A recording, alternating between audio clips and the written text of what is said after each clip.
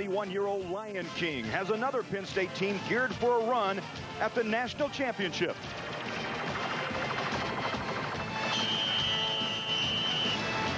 The University of Pittsburgh is at its own championship moments, but the glory days of Dan Marino are long gone, and the program had fallen on hard times. There is new hope in Pittsburgh. Enter Walt Harris, who guided Pitt to his first bowl in 8 years and has the Panthers back on the prowl.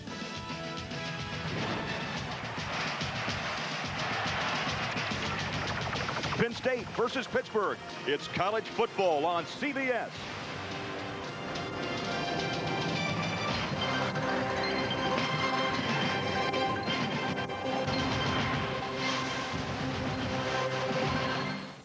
Three mighty rivers meet at the confluence of the Ohio River. Today, two state rivals meet in a series that dates back to 1893.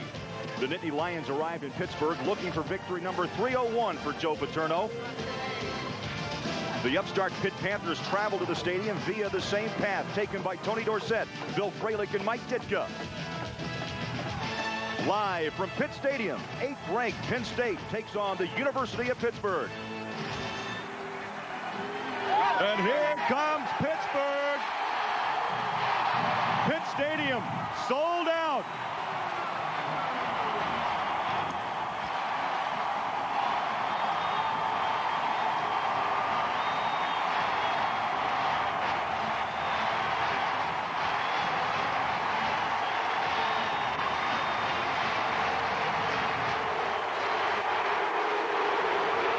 Penn State led by Joe Paterno, first trip to Pittsburgh since 1991.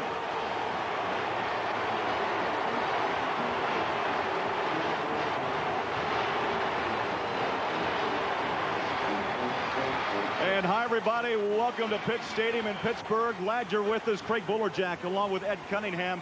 Oh, this game means so much. Pride for one. It's the Battle of Pennsylvania.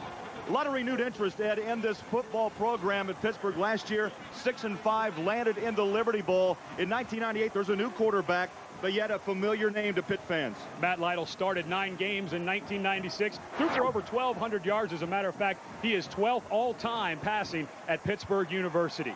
He is new to the system, to the Walt Harris system. He's got a great left arm, throws a great deep ball, and everybody in that huddle is very confident that Matt Lytle can get it done. And we talk about Penn State, of course, the big story last week. Joe Paterno wins number 300 against Bowling Green.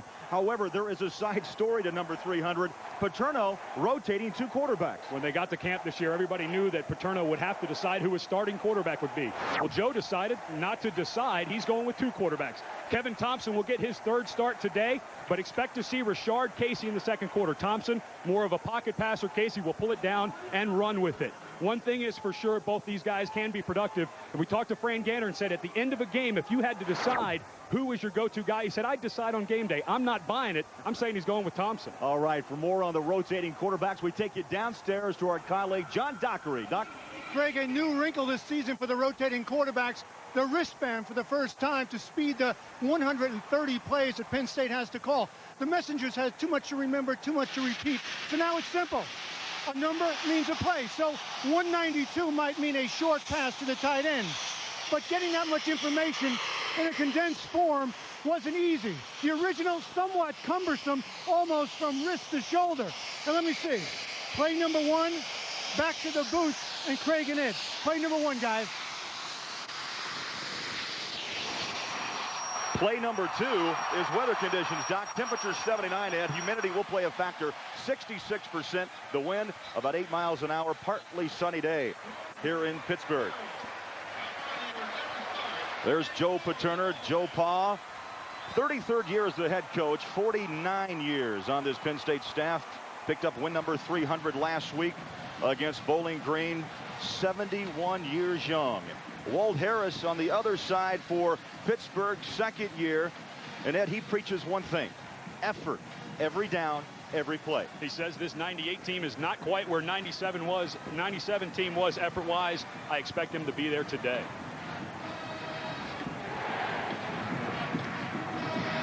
An aerial view of Pitt Stadium.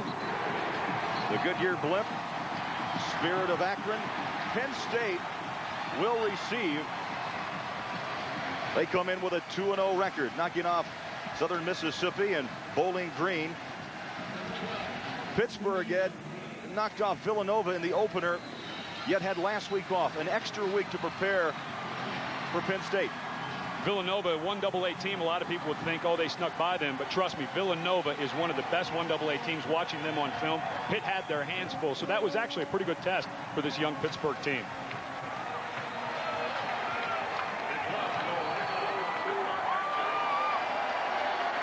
Now this stadium boiling over. Sold out. We're underway.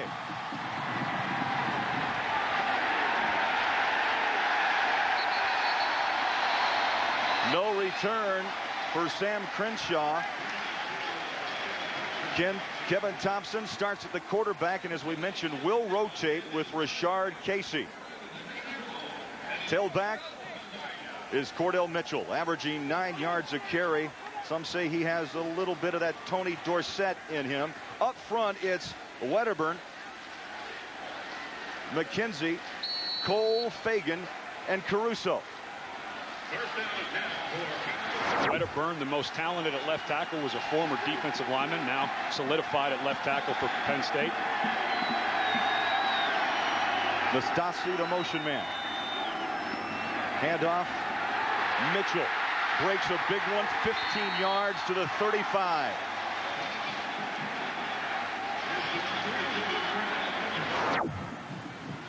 Defensively for Pittsburgh, they run a 4-3. Kashibara, Pegram, Gibson, and Samoyan.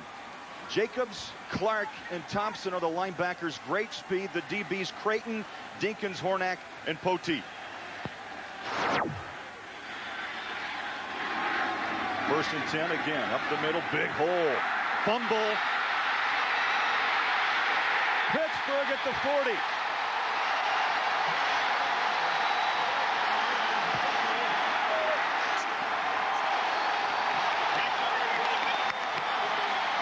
DJ Dinkins forced the fumble, and Ed Poteet covered up. A huge hole on the right side for Cordell Mitchell. Great down block by the tight end and the right tackle. Wedderburn gets a huge block as he pulls up inside, but Mitchell can just not hold on to the ball. What a huge turn of events for Pitt. Pitt's defensive coordinator, Larry Collier, told us, if we just play hard for 60 minutes, who knows what can happen. And with plays like this, I have to agree with him. Who knows what can happen if Penn State's going to start turning it over. And great field position for Pittsburgh. They start on their own 40-yard line from the eye. Lytle, the left-hander. They like to throw the football early. Good swing pass when a tackle is broken by Williams.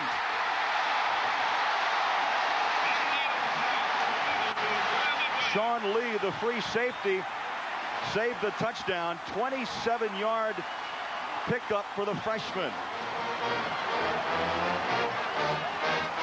Lytle, the quarterback, 349 yards against Villanova. And up front, watch out for the two tackles.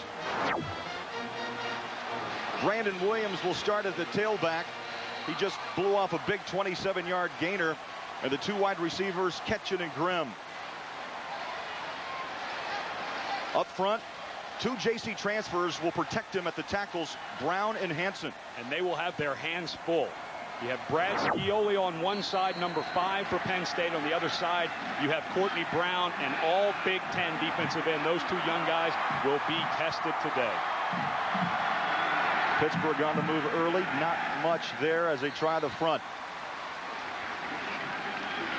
Penn State defensively.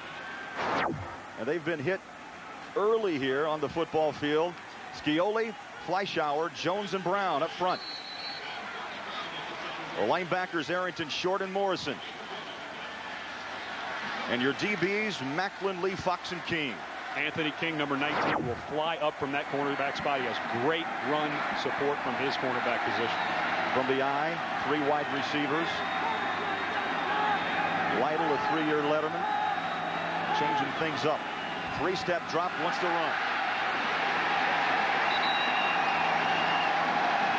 Had a hole, but it closed her in a hurry.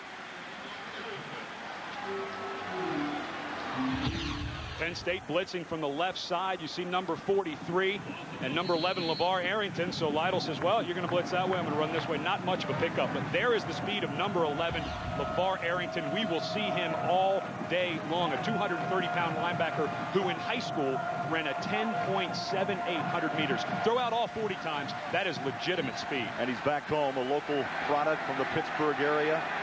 At 4,000 yards rushing, at over 300 tackles in high school. Lytle likes to throw downfield. He was going outside to Terry Murphy. Murphy, who's missed the opener with shoulder problems, so his first chance of 1998, and it brings up a 4th down. And there you see Lytle and Murphy talking. Murphy, he's back new this week. He had the hurt shoulder, and Walt Harris teased him last week when Latif Grimm had such a great game. He said, boy, that shoulder must be feeling a lot better. Terry Murphy said, yeah, coach, I think I'm going to be ready to play against Penn State. They spotted at the 39. This will be a 49-yard attempt. Paul Wazula.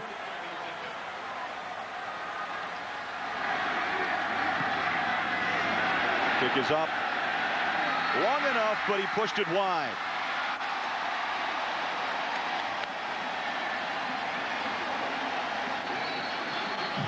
So Wazula misses from 49. We'll take a break. 12:23 to go in the first. Scoreless between Penn State and Pitt. Follow your favorite college football teams on CBS Sportsline and check out the matchup breakdown where you can compare any team head-to-head. Go to cbs.sportsline.com. Second offensive series for Penn State, and Ned, I would guess Joe Paterno, he told us last night in a meeting, forget 300. Forget the 300th win. We've got Pittsburgh to take care of. On the ground. Mitchell, maybe a yard to the 33. Flag is down.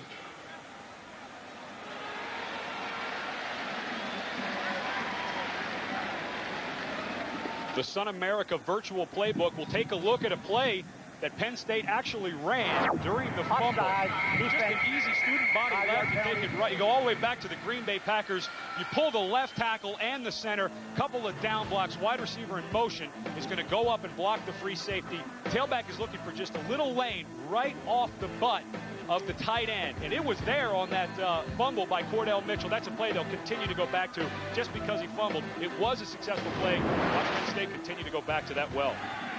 1st and 5. Caramelli, the fullback. Mitchell, the tailback. Pop. Nope. He did not have control. Juggled the football at midfield. Shoffey Fields.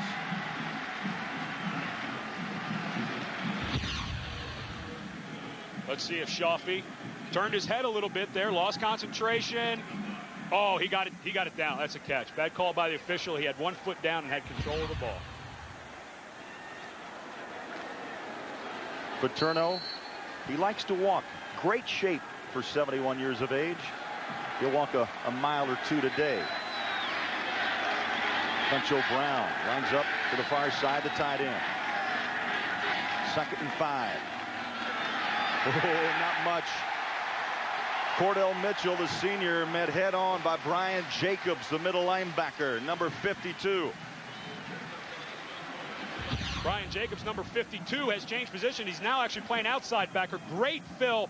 Defensive line did its job. The backside guard has number 52, Jacobs. That's their responsibility. They couldn't get through because the defensive line held him up. Jacobs, nice fill. Phil Clark there at the point of the attack, takes on the fullback and ISO on him. Jacobs there to clean it up. Nice tackle. No gain, 3rd and 5. Good look at Kevin Thompson.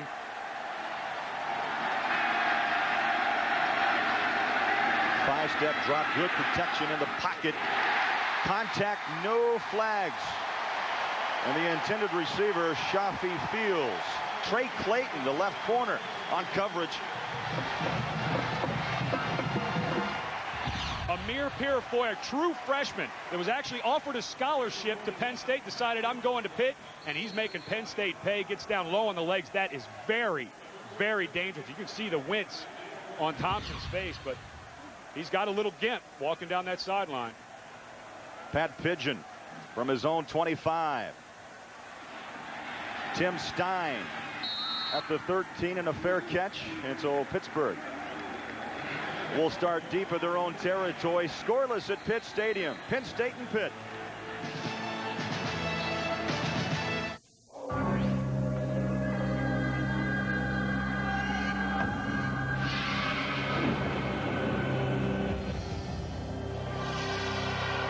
The color of trust. One of the colors between the colors, created by Canon. Canon Laser Color. Its only competition is reality.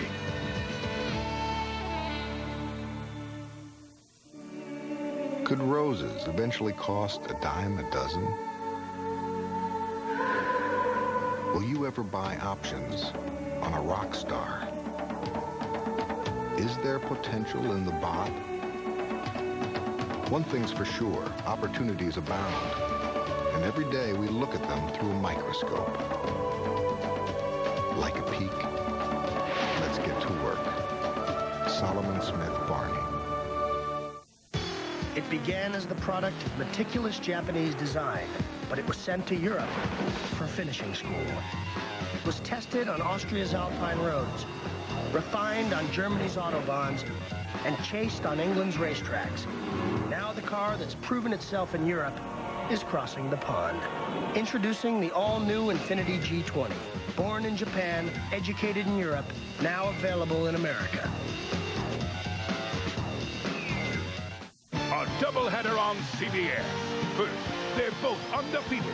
The Steelers and the Bucs drive into Marino territory. Then the Super Bowl champs look to continue to roll against the Raiders.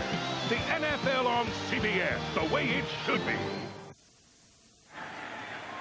We're scoreless at Pitt Stadium. One of the reasons, third down, Amir Pirafor, a true freshman for Pitt, was recruited heavily by Penn State. Comes on the delay blitz. There's nobody to block him. The great speed to get to the quarterback.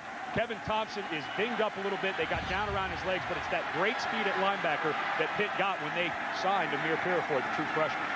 1st and 10, Pittsburgh from their own 14. Off the right side, big hole. Here comes Kevin Barlow.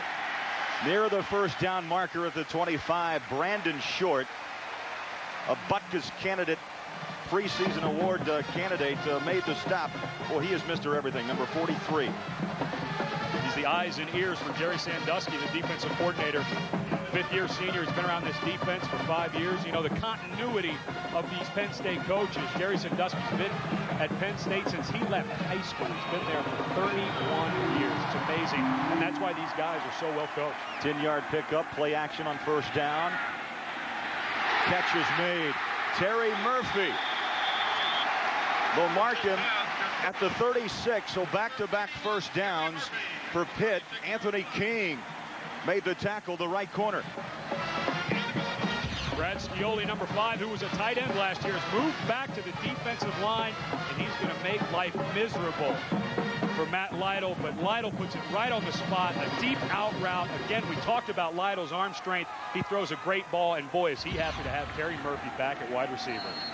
Murphy, all Big East a year ago. There's Sandusky. Sandusky says that this is as fast a defense. He wouldn't go on the limb and say it's the fastest, but he said as fast a defense as he has ever had here at Penn State. Well, you got LeVar Arrington, Brandon Short, Mac Morrison. You can brag a little bit. There's Arrington, number 11. Putting some time back on the clock. They have it at 10:32. We talked about Arrington's 10.78 speed. The guy that backs him up, and you'll see a lot today, Aaron Gatton, another linebacker. Well, he was only the 100 and 200-meter state champion when he was in high school. I mean, these guys, they can fly around the football field. Pitt right now, though, they're doing some things to slow them down. They're changing their formations quite a bit. That's what they said they had to do. They rotate their wide receivers. Lateef Grimm in along with Kenny Ketchen. 3 wideouts. 1st and 10 from the 36.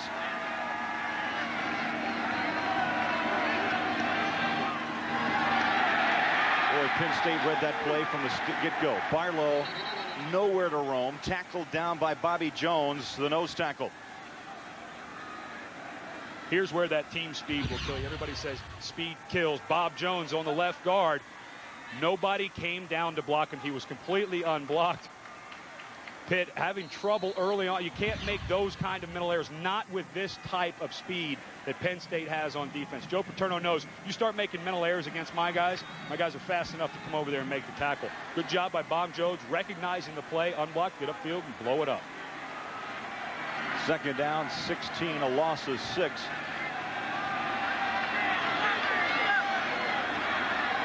Nittany Lions showing blitz. Oh, Arrington. LeVar Arrington, he will be in your face all day. Courtney Brown, the left end, also in on the pile. Matt Lytle getting a little bit of the happy feet. It seemed to me that the pocket wasn't really collapsing. Lytle coming from the left, or excuse me, Arrington coming from the left side of your screen. Lytle, where are you going? The pocket is there. Settle down, look downfield. The minute a quarterback gets happy feet, starts looking at his rush, he's forgotten what's going on. And when guys like Courtney Brown and LeVar Arrington, they were blocked. I know you have respect for them, but get the ball off. Shows good patience this time, but the ball nearly intercepted inside the 45. On the coverage was Tika's Pettigrew, the hero back. So 4th down for Pittsburgh. Matt Lytle, it's not unusual for him to have a few jitters here early in the game. He's going to have to settle himself down. Right now, this offensive line that I thought was going to struggle, not doing that bad of a job. He's a little gun shy. He's got to settle down. Greg DeBolt inside his own 15, averaging just under 45 yards a kick. Bruce Branch back to receive. Oh, it gets a bit bounce and out of bounds inside the 25 to the 22.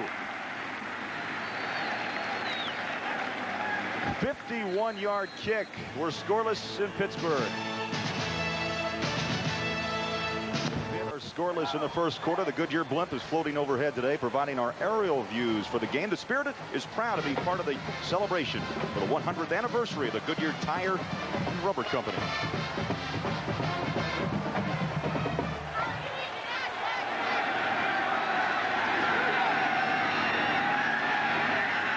Thompson, deep ball, has a man, in and out of the hands, incomplete. Corey Jones wide open down the far sideline. We take you now to New York. Timmy Brando for a College Football Today update. Tim? Craig and Ed, what a difference a week makes. NC State did it to Florida State last week. Kent Passingham, his first collegiate tries ever against Baylor. Right now, the Bears cling to a 3-point lead over the Wolfpack. 2 minutes left. It's amazing what a week will do. They beat Florida State last week, lose to Baylor. Joe Paterno's got that head down. He's not real happy with what he's seeing. That ball was a touchdown if Corey Jones can reel it in. Good arm strength. Thompson put that ball 45-plus yards in the air. Second down, 10. Not much. Stumbling down goes Cordell Mitchell. Had 104 yards last week against Bowling Green. Phil Clark, number 95, with that tinted face mask jogging off. Phil Clark had 124 tackles last year. He's getting a good start this year. Slashes in from his inside linebacker position. That's what you have to do on the counter play, is get some penetration and blow that play up before it gets started. -2 on that carry. Penn State better get something going. This place is a good hospital if they don't. Under 8.5 minutes ago, up and out. This time the catch pulled down. Corey Jones covers up with a first down at the 36-yard line. Trey Clayton made the tackle, the left corner. 16-yard pickup. Great protection by the offensive line. Little play fake to freeze the linebackers, but Thompson has all day to throw that long out route. Corey Jones, you better not drop 2 in a row, because they got plenty of guys they'll put in your place. Corey Jones makes a good catch, but great protection by the offensive line. Pittsburgh had an outside blitz coming. Thompson had all day to set his feet and throw the long ball. 1st and 10. Jonas Nastasi lines up to the near side. Play fake. Thompson, good protection, going deep over the middle, has a man. Nastasi at the 24.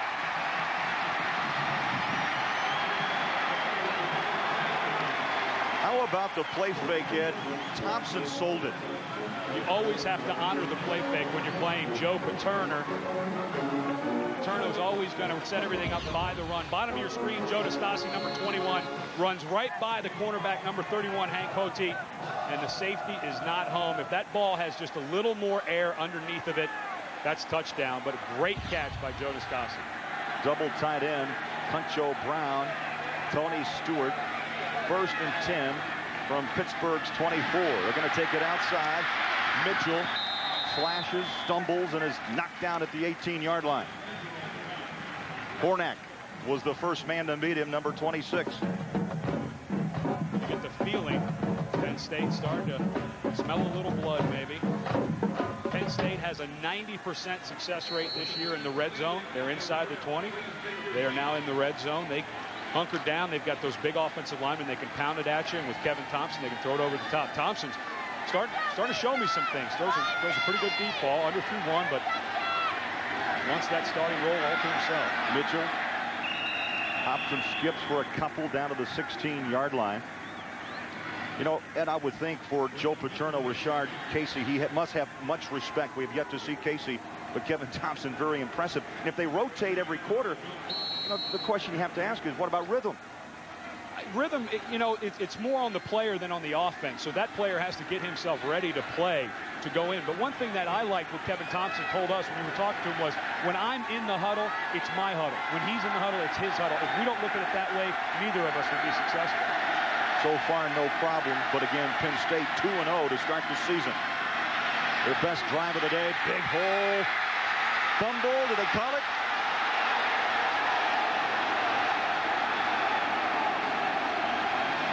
Zaramelli. Touchdown, Penn State.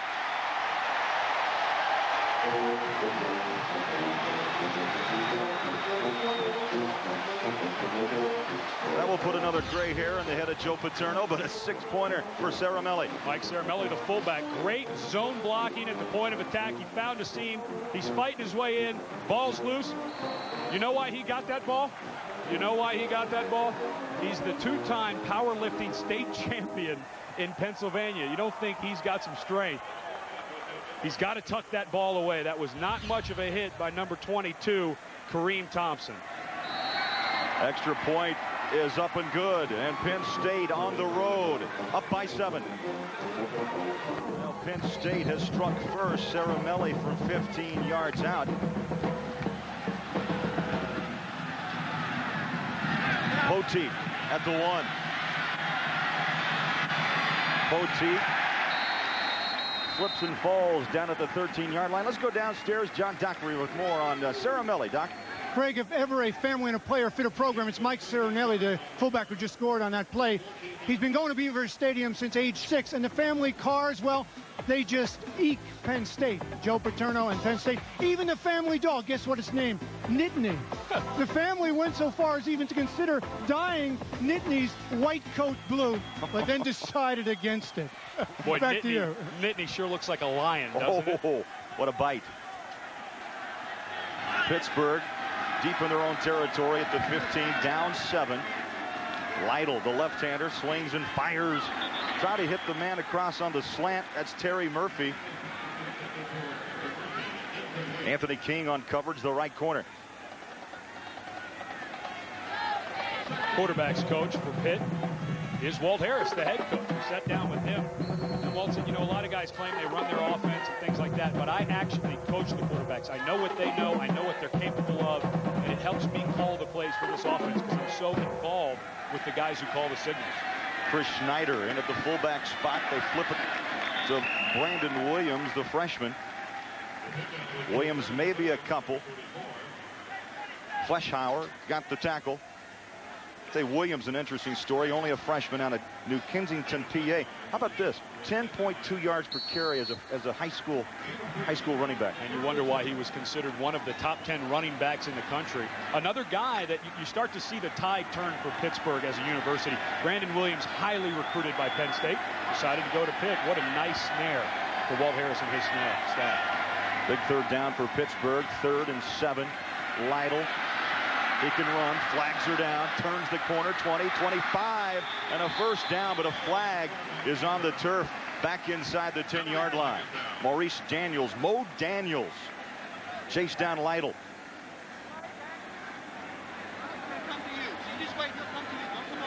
Lytle had time to throw that ball. Flag was thrown late. In the area where you would suspect holding, and that's the call.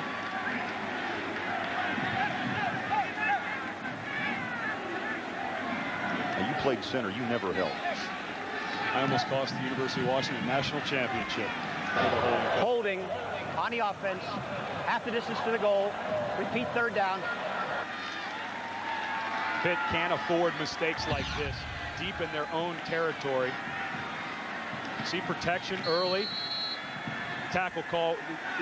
I mean, you might as well call tackle. The left guard, Jeff McCurley, number 60, falling down, tried to grab the leg. Here we go with a quick kick. On third down at 20, Pitt pulling a little surprise. Penn State not ready for the quick kick, and a good bounce, and it's still rolling. Rolling inside the 30, 28. They are milking it to the 27-yard line. Back to the 28-yard line of Penn State.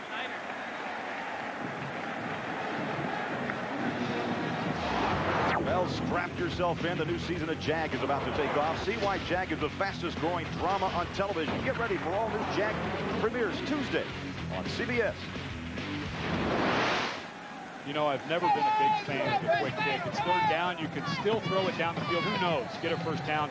It was 3rd and 20, 22, but I still think you have to go for it. Never been a fan of kicking it down, although I know this is a field position game. You're down 7. The Nittany Lions are starting to smell blood a little bit. Their offense is starting to click. They're able to run the ball on you. Just wasn't a fan of that call. We go downstairs, and John Dockery. Well, Ed, I would have to disagree with you, especially a team who feels that they don't have the talent to stay with Penn State. I think it was a good play. 3rd and 20, they might have been in a hole, so they kick it away. They preserve 7-0, because if Pitt can keep it close into the second half, into the 4th quarter, they may be able to steal this game from a superior Penn State team. I understand what John is saying, but as a player, I want my coaches to have confidence in me. We know that the Pitt coaches think maybe we're a little overmatched today, but as a player, I don't believe that. And if I'm at the University of Pittsburgh as a player, I'm saying, Coach, we got to go for it on 3rd and 20. The great debate here in Pittsburgh. Doc, we can finish that up after the game. 5:25 to go, first quarter. Penn State with the football and a 7-point lead. Nastasi, the motion man. Eric McCoo. Great downline pursuit. Pittsburgh start to feel maybe the momentum back after the 7-pointer. Well, here's a page out of the playbook that we got to draw up earlier. All the big boys get out, pulling and blocking. This little student body. Wow. There was some holding going on. Number 41, Pete Simonian, getting his first action at defensive end. A transfer from Boston University. They mugged him. They almost ripped his jersey off. Great run support from Kareem Thompson, the linebacker, though, to come up and make that tackle. Thompson, a former running back turned linebacker, and he doesn't hesitate to hit. Downfield, nearly picked off through the hands of Poteet, the right corner. You know, in talking to Larry Corey, the defensive coordinator for Pittsburgh, he said, we have to have effort on every play. We have to move, we have to shift, we have to blitz, because if this team finds us in one spot, they may hurt us. Well, they haven't really hurt them. They've had one sustained drive the entire game. Great job by Pittsburgh. They punt it down. I didn't like the call then. Now they get the ball back, maybe a little better field position. Maybe it'll work out to their advantage. Pigeon, quick kick. Pigeon the kick. Stein back at his own 25. Stein, 5 yards, but the field is full of yellow hankies. 46-yard boot. Stein returned it to the 30, but flags are down.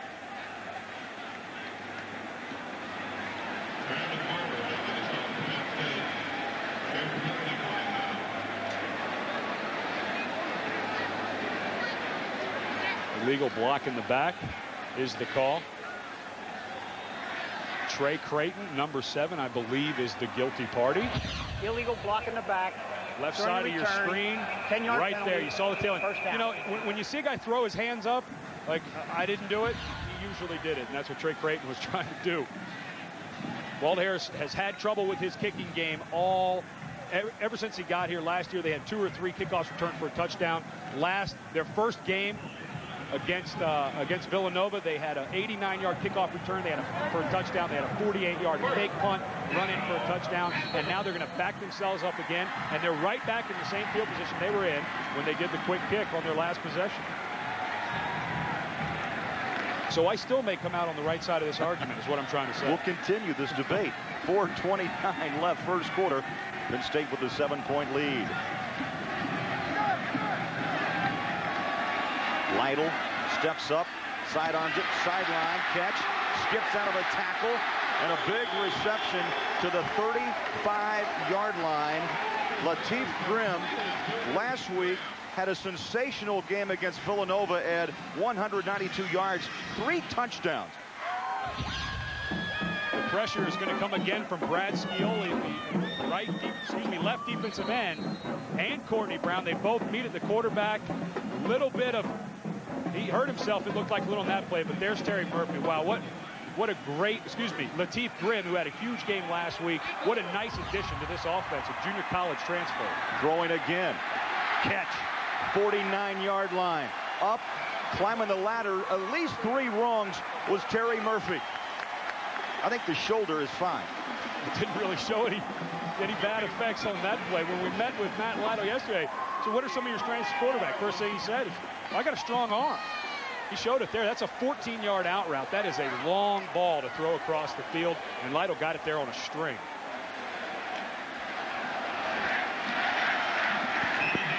Terry Murphy bagged groceries. It's a great story for a year and a half. He said, I better get to college. It's a good thing he did. That'll teach you want to play football instead. Pitt on the move at their own 48 from the eye. Slant, tough pass. Flags are down. Boy, Lytle really had to thread the needle. It was Latif Grimm again on the far side.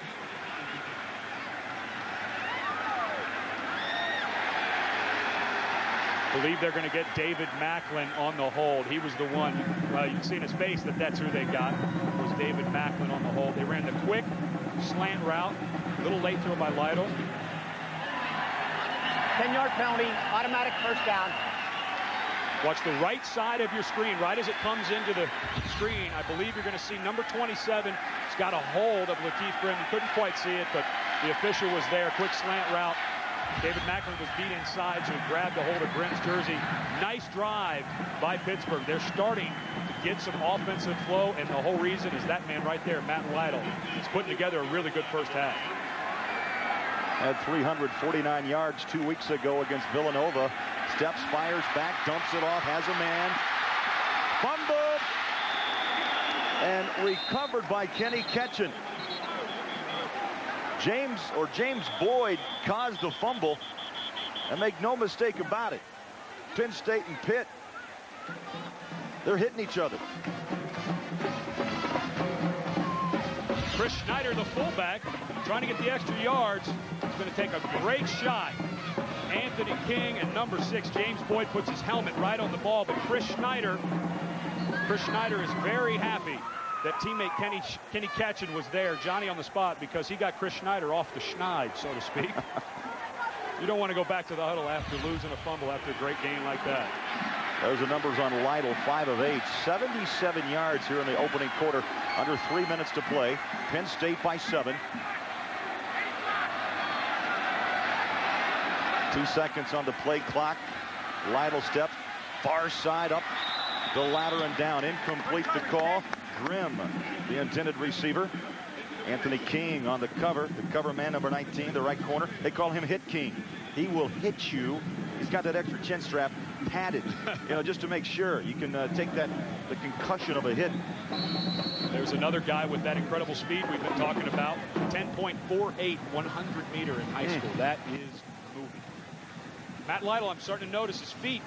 Again, he's starting to watch that blitz a little too much. You see his feet that time kind of stutter-stepped in his drop. He's got to take his 5-7, 3 to 5-7 drop. Just get there and feel the rush. Don't look at it. Third down, 3 from the eye. Penn State on the blitz. Lytle on the rollout. Late pitch. Big yards. Barlow breaks a tackle inside the 25 to the 21-yard line. Anthony King got him around the shoe tops, but a big option play by Lytle. Great job by Lytle, hanging onto the ball to the last possible minute. Barlow takes the ball late. Barlow was a guy that he was going to be benched if he didn't start working a little harder in practice, and there he works extra hard for another 3 yards. Had 145 all-purpose yards in their first game, and believe me, that 12th man here at Pittsburgh, all those students, they're liking what they're seeing on offense for Pittsburgh. 56,000 plus and about 12,000 students in the stands today. The 12th man indeed playing a factor here in the early going. It's like a busted play. Lytle just had a lay on it. He'll lose 2. Let's take it to New York. Tim Brando with a College Football Today update. Timmy? Young Kent passing game. Had never kicked a field goal in his collegiate career. Scott Yearwood had been injured. This is his 3rd try. Baylor blocks it. A huge win for Dave Roberts, former head coach at Northeast Louisiana and assistant to Lou Holtz at Notre Dame. North Carolina State had 2 tries to win that ball game. Couldn't win it. It's an amazing turnaround from last week's high of beating number 2 Florida State and now losing to Baylor. What a great win for the Baylor program. 2nd down, 13. Lytle has room. Flags are down across the field. Picked off at the 5. Ascari Adams, the free safety.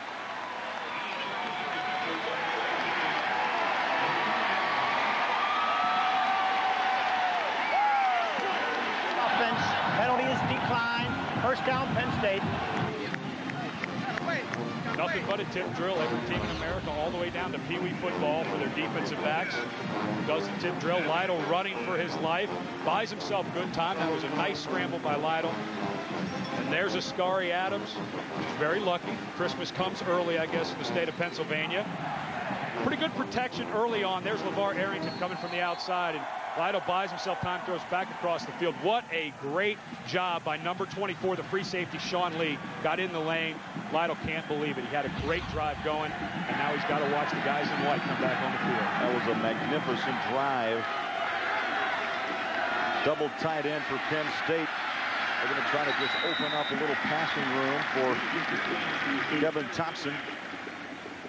Zaramelli, the fullback, 233-pounder, a junior from Allentown, PA.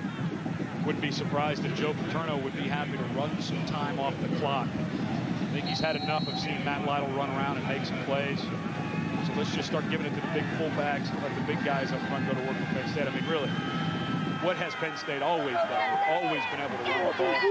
Joe Paterno might have grabbed Frank Gamm and said, hey, look, I don't know the numbers on those armbands for the quarterbacks, but go to the running section for a while. Well, let's run the 40s through 50s. Not much for Mitchell. Now, you talked about the great tradition at running back. And then you got Franco, Cappelletti, Kajana Carter, Dozier, Lydell Mitchell, Curtis Enos, Kurt Warner. I mean, the list just goes on and on and on. And Cordell Mitchell, number 32, is one of those guys. When we talked to Frank Ganner, the offensive coordinator, said he may not have the power of those guys that you just mentioned, but he may be the fastest back that they've had at Penn State in a long, long time. He's flat running.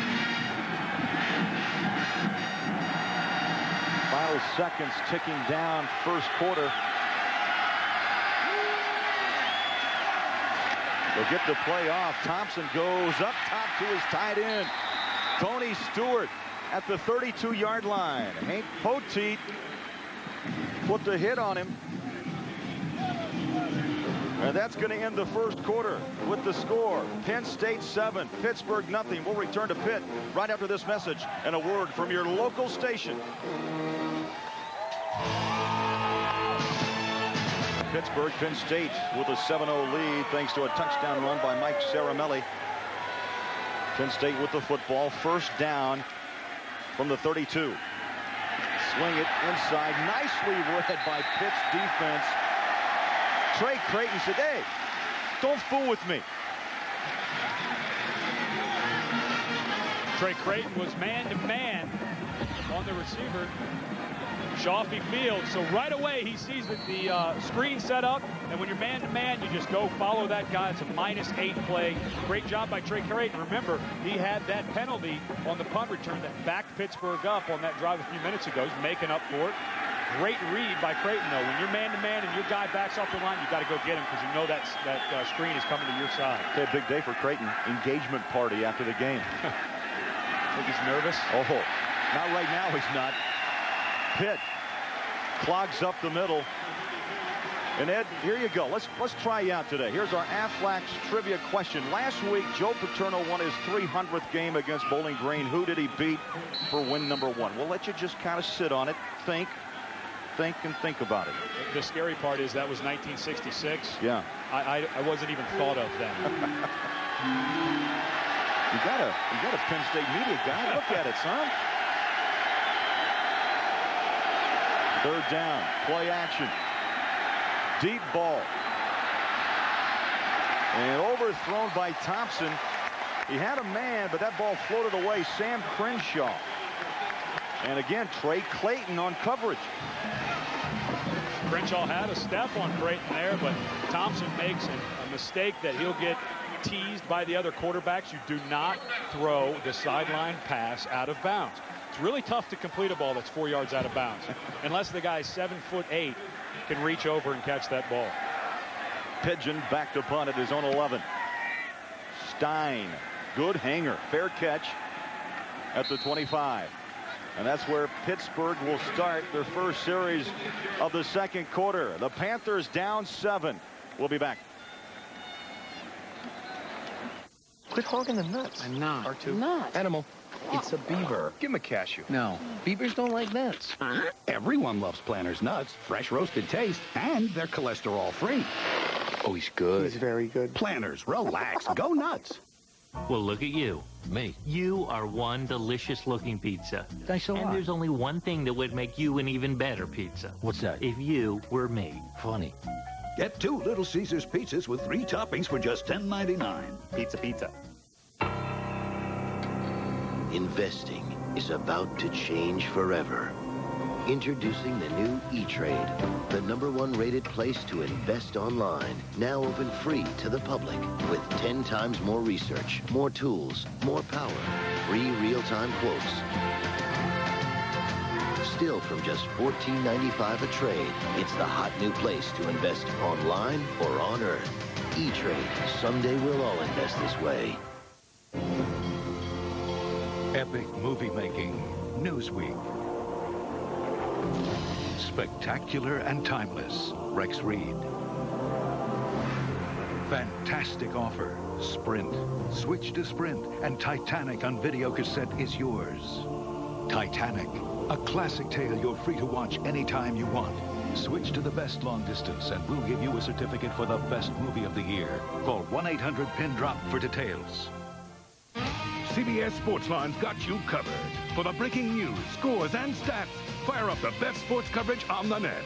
CBS.sportsline.com. The Battle of Pennsylvania, and Penn State with a 7-0 lead. Early minutes here in the second quarter. 1st and 10, Pittsburgh from their own 25, and not much. Fumble. Those are the types of things when you're Pittsburgh, you're playing well. You're down 7-0 in the second quarter. You cannot do. You cannot make plays like this. You can't turn the ball over deep in your own territory. Hey, was that a late whistle? No, they let the play go because of the fumble. Oh, that's awful close, Greg.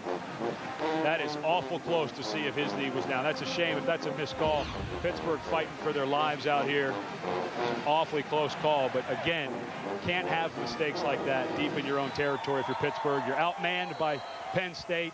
Pittsburgh, of course, in their rebuilding phase here in the late 90s. You just can't turn the ball over like that in your own territory. Back-to-back turnovers. An interception and now a fumble. Rashard Casey is now under center. Good play fake. Throws a dart to the flat. Boy, what a stick. Saramelli was met by Hornak, the strong safety. They call him the most aggressive DB. I will not argue. Rashard Casey to the game. They wanted to get him in at the beginning of the second quarter, but when the quarter ended, the first quarter ended, Kevin Thompson was in the middle of a drive. They're not going to pull Rashard Casey out in the middle of a drive. That's why you see, you're not going to pull Kevin Thompson, put Rashard Casey in. That's why you see him look for Casey to pull it down, run a little bit. He's an incredible athlete. Has a 37-inch vertical jump. When he tucks that ball, he's as fast as a lot of the running backs that they have in Penn State. Straight up the middle, a couple to the 16-yard line. Our Aflax trivia question. Last week, Paterno won his 300th game against Bowling Green. Whom did he beat for number 1? The answer, Maryland. We're going to take you back at 1966, September 17th. That was his first year as a head coach, but he actually got to campus in 1950. It's almost scary. You sat with him last night, 71 years old. I would say, if you wouldn't have told me his age, mid-50s. Oh, yeah. He's amazing. Walks many miles a day, watches his diet. Keeps his mind fresh and motivated, though. I think that's the key. Crenshaw in motion. Going up top is Casey. Incomplete in the end zone. Dinkins and Clayton back on double coverage. Pittsburgh's defense, when they have to, they continue to rise up and make big plays to try to slow down the tempo for Penn State. Really impressed with this Pitt defense. Larry Coyer, the defensive coordinator, said, look, we have to fly around. We have to have all-out effort the whole game. And he said, you know what? If we fly around and have all-out effort, who knows what can happen. And when you turn the ball over, when Pittsburgh turns the ball over and they go for a three-point try, you've won on defense. Great job by the Panthers. 34-yard attempt. Up and good from 34.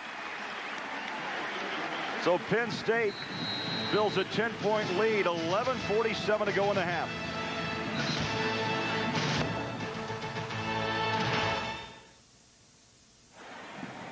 $11:51 to play first half, and Penn State leading Pittsburgh at Pitt Stadium by 10. Poteet and Williams back to receive for the Pitt Panthers.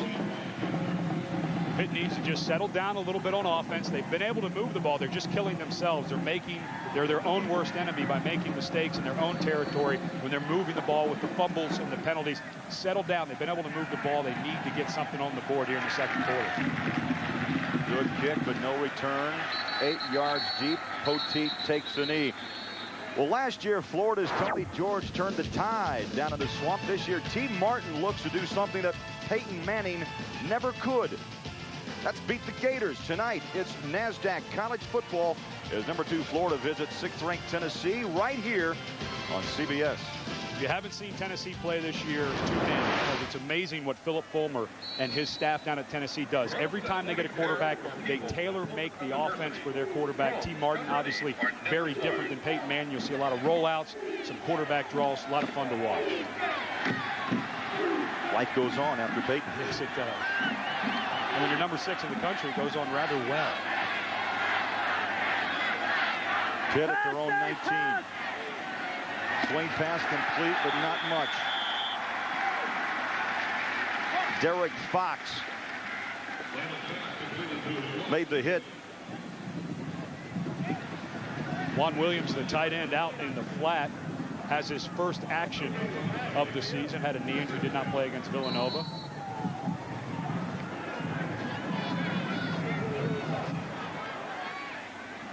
The only thing you worry about when a guy comes back for his first game is his conditioning. Obviously, the doctors would not let him play were he not ready.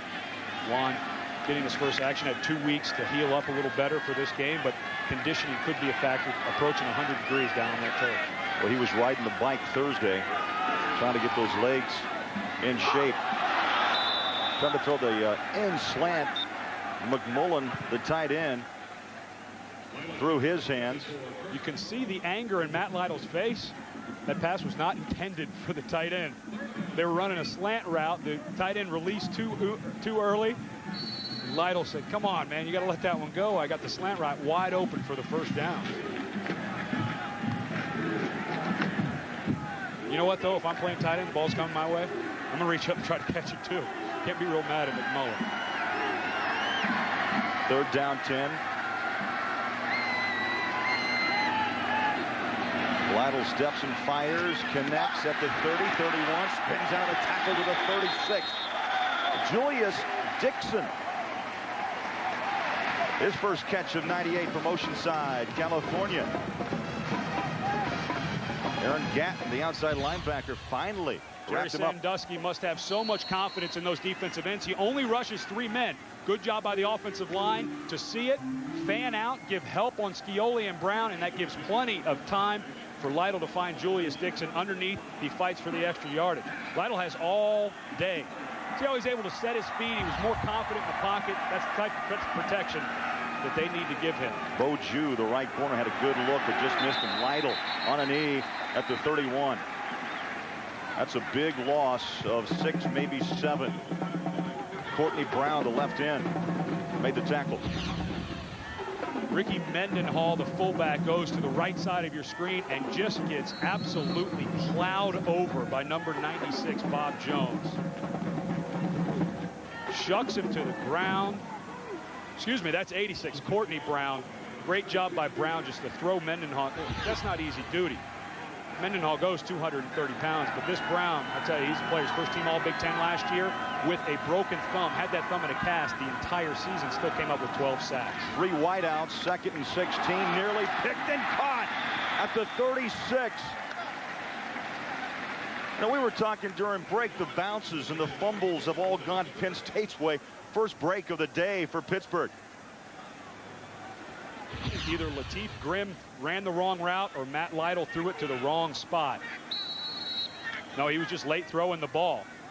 Grimm was in the right spot, but number 4, Derek Fox, was right there, the hero. He plays a strong safety, read that perfectly, came up from that strong safety spot, and tell you what, Fox reels that in. It's 17-0 Penn State real quick. 3rd down and 10 from the 35. Lytle can tuck and run. Has a little lane, and he's going to be about 3 yards short of the first down at the 44-yard line. So a 4th down for Pitt. Mo Daniels made the tackle. Matt Lytle needs to realize that it's 3rd and 9, and chances of getting a first down by running it are slim and none. He had time in that pocket. He needs to settle down. The big plays are down the field. Remember, it's been almost a year since he's been the starting quarterback here at Pittsburgh. So he's still trying to figure some things out, maybe shake the rust off. The Bolt with a good hanger. Branch lets it bounce, and Pitt will down it at the 31-yard line. So Pittsburgh unable to find the end zone. Penn State leads by 10. We'll be back. Sold out Pitt Stadium, Penn State by 10. For the past 70 years, adults and children have watched the Goodyear blimps hovering over spectacular events. Today, it's the Spirit of Akron, carrying on that proud Goodyear tradition. A lot to give for just a quick 10-minute ride. Well, you got to wonder, those guys might be getting a little nervous. There are some thunderclouds headed our way. It looks like they may be headed back to Akron real quick. Total yards. Surprising? I knew Pittsburgh had been moving the ball. They just keep making too many mistakes. Rashard Casey remains the quarterback. He can run. Nifty move. Saves a big loss to the 35. A pickup of 3.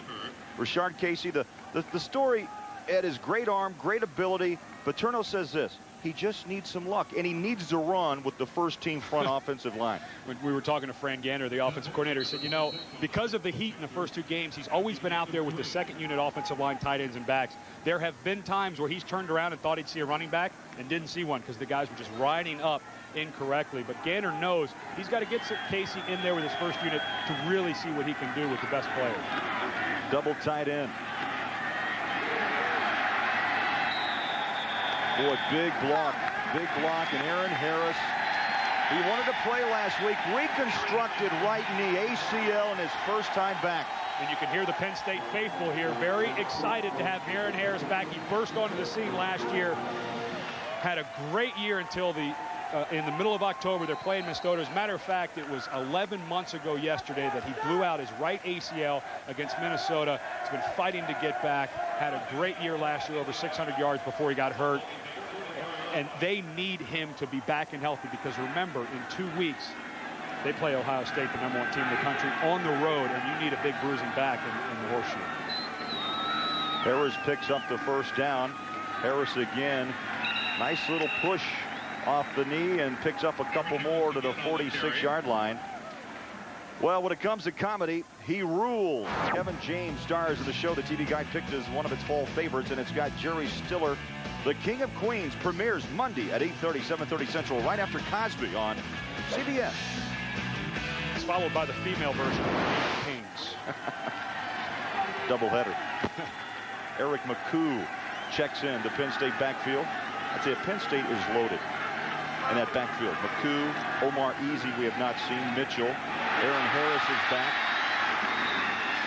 And Eric McCoo, the freshman, picks up a Penn State first down. Talk about being loaded. Then they go out and find this true freshman out of Red Bank, New Jersey, Eric McCoo. The only thing he did on his first carry in college was go 41 yards against Southern Miss. A smaller guy than they're used to at Penn State, 5'10", 195 pounds. And Fran Gander, the offensive coordinator, says he packs those pounds on tight, and he runs a lot harder than his stature would make you think. Lou McCoo fumbled, picked up. Casey, heads up play. Heads up.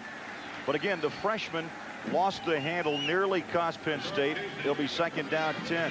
Cashubaro back there in the backfield. And this goes back to what we talked about, that Rashard Casey has had to play with guys who don't really know the offense. That time, Eric McCoo went to the wrong side. He went to the wrong hole. McCoo, number 8, goes to the right to the 2 hole. And Casey had turned around to go to the left, and they run into each other as Casey tries to find him behind him. But again, heads up play by Casey to at least get the ball back. Who cares about the yardage? Just get it back. Out goes McCoo. Saramelli in along with Aaron Harris. Casey, play fake, throws.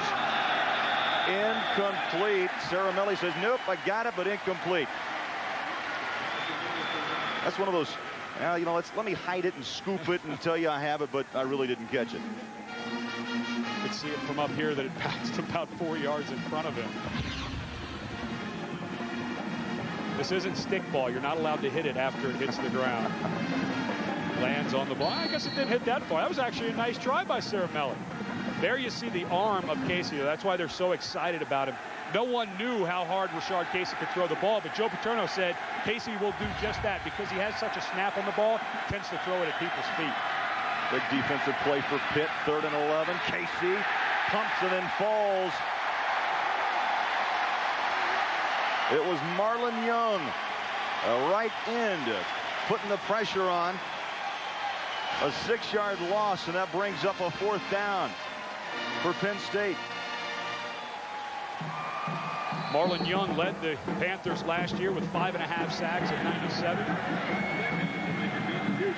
Pitching the kick, Stein, and they're going to down it in the end zone. So when we come back, Pitt will be back on offense, down by 10.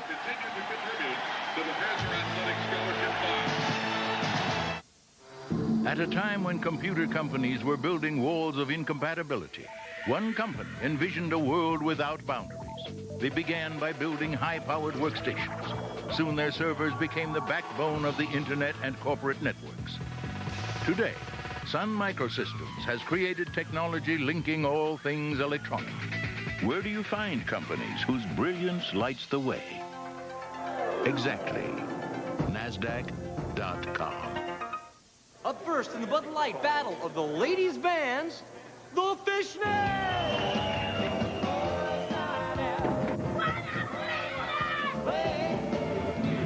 Okay, thank you, ladies. Next up, the Dream Dates! Wow, great. And finally... For the great taste that won't fill you up and never let you down, make it a Bud Light. I'm torn. They're all pretty good.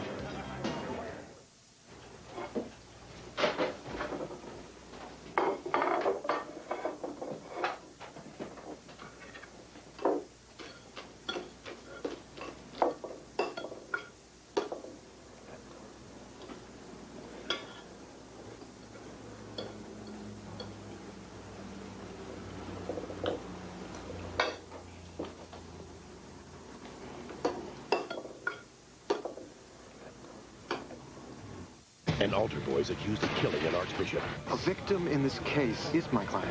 Richard Gere. I saw the tape! The network television premiere, Primal Fear, CBS Tuesday. 5:10 remaining first half here in Pittsburgh. Some rainstorms starting to kind of move across Pitt Stadium. Craig Bullerjack, Ed Cunningham, John Dockery's around this incredible sellout crowd. You surprised? 25-point spread to start this game for Penn State, but Pitt's hanging in there. I'm not surprised by Pitt's effort. They have played hard, and we knew talking to them that they were going to come out and play hard. And they said, hey, if we play hard, who knows what can happen. Let's go downstairs and Doc, John.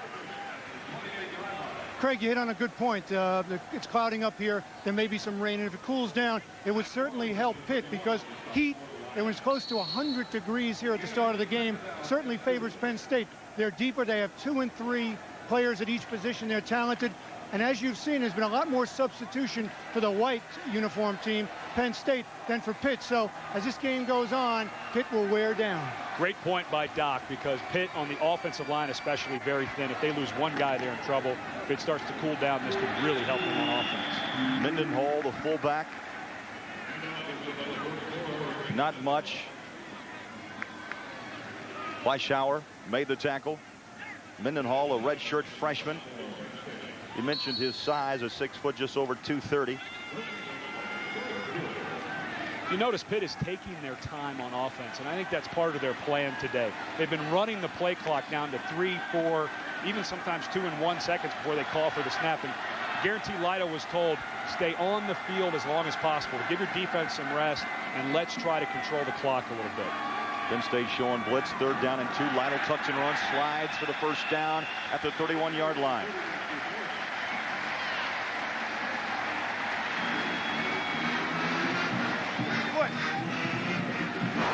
Well, tomorrow, the NFL on CBS, a doubleheader for you. Check out Pittsburgh, Miami. Of course, Dan Marino has some Pitt ties. And then Denver and Oakland and Baltimore and Jacksonville will wrap up the doubleheader day on CBS. Well, you got to like Jacksonville against Baltimore. Just see if they'll keep running that football like Jacksonville has. Kind of not true to their form. They've always thrown it a lot. 1st and 10, Pittsburgh at their 31-yard line, I formation. Lytle option. Well, he took a hit, but what a great pitch out. 1st down and maybe a yard more at the 42. Brandon Williams showing some flashes of what a lot of folks thought a little tough Tony Dorsett. Walt Harris calls all the plays for the Pitt offense. Runs the West Coast offense, so you might ask, what's he doing letting his quarterback get killed running an option? I mean, he gets hit right in the mouth. Good job by Lytle. But the reason he's doing it, you've got to keep the defense honest. They have to respect that. When you have a guy like Brandon Williams, a true freshman with that speed, if he can get to that corner, pick up 10, 12 yards, man, that defense, they've got to contain on the outside. Other way, they went left the first time, right, back on his feet. Oh, what a run to the 40-yard line. Brandon Williams and his crowd roaring approval. Ascari Adams, a free safety, made the tackle. Every great offensive coach I have ever played for does one thing. If something works, they go back to it the next play or very soon after. And the theory is, look, you have to stop it or I'm going to keep calling it. There's 2 plays. There's almost 30 yards of offense. I wouldn't be surprised if they run another option to the other side. Great job by Walt Harris and his offensive staff. I guarantee you Penn State did not think they were going to see the option coming into Pitt Stadium today. Well, Brandon Williams, the first true freshman to start at the tailback since Tony Dorsett back in 1973. Ed, that's 25 years ago. He's an awfully good one. Again, we talked about the recruiting wars in Pennsylvania. Brandon Williams out of New Kensington, PA. Well, ever wonder why everybody loves Raymond? Well, Entertainment Weekly has the answer. They've called it a darn near perfect sitcom. A laugh a minute funny. Find out for yourself when the new season of Raymond begins Monday at 9, 8 Central on CBS. Got a darn near perfect drive right now by Pitt. Moving it right down the field. They only had 12 yards rushing in the first quarter. They've gone to the rush a little more here in the second quarter. Started to move it right down the field. The good thing for Pittsburgh is they're moving towards that 12th man. Where they are headed is where that section 12 is with all the students. They sold 11,000 tickets to the students. There's 11,000 undergraduate students at the University of Pittsburgh. It's pretty impressive. These students are finally behind this team. There it is, section 12. We walked the stadium a little bit. We looked up, okay, there's section 12. There's section 12. There are 7 section 12. You know, with my luck, if I was a student here, I'd meet a girl at a party the night before. Hey, tomorrow, meet me at the game. Where? Section 12. You'd never find it. No, I think so. As usual, I'd be blown off again. You can see he's got to get his students quiet. Talk to him next week in geography, Matt. Tell him they got to quiet down when you're coming towards that end zone. 3 wide receivers. Play clock down to 2, down to 1. Just got the snap off. Lytle on the rollout. Directing traffic, tries to thread the needle, and incomplete. Down at the 15-yard line.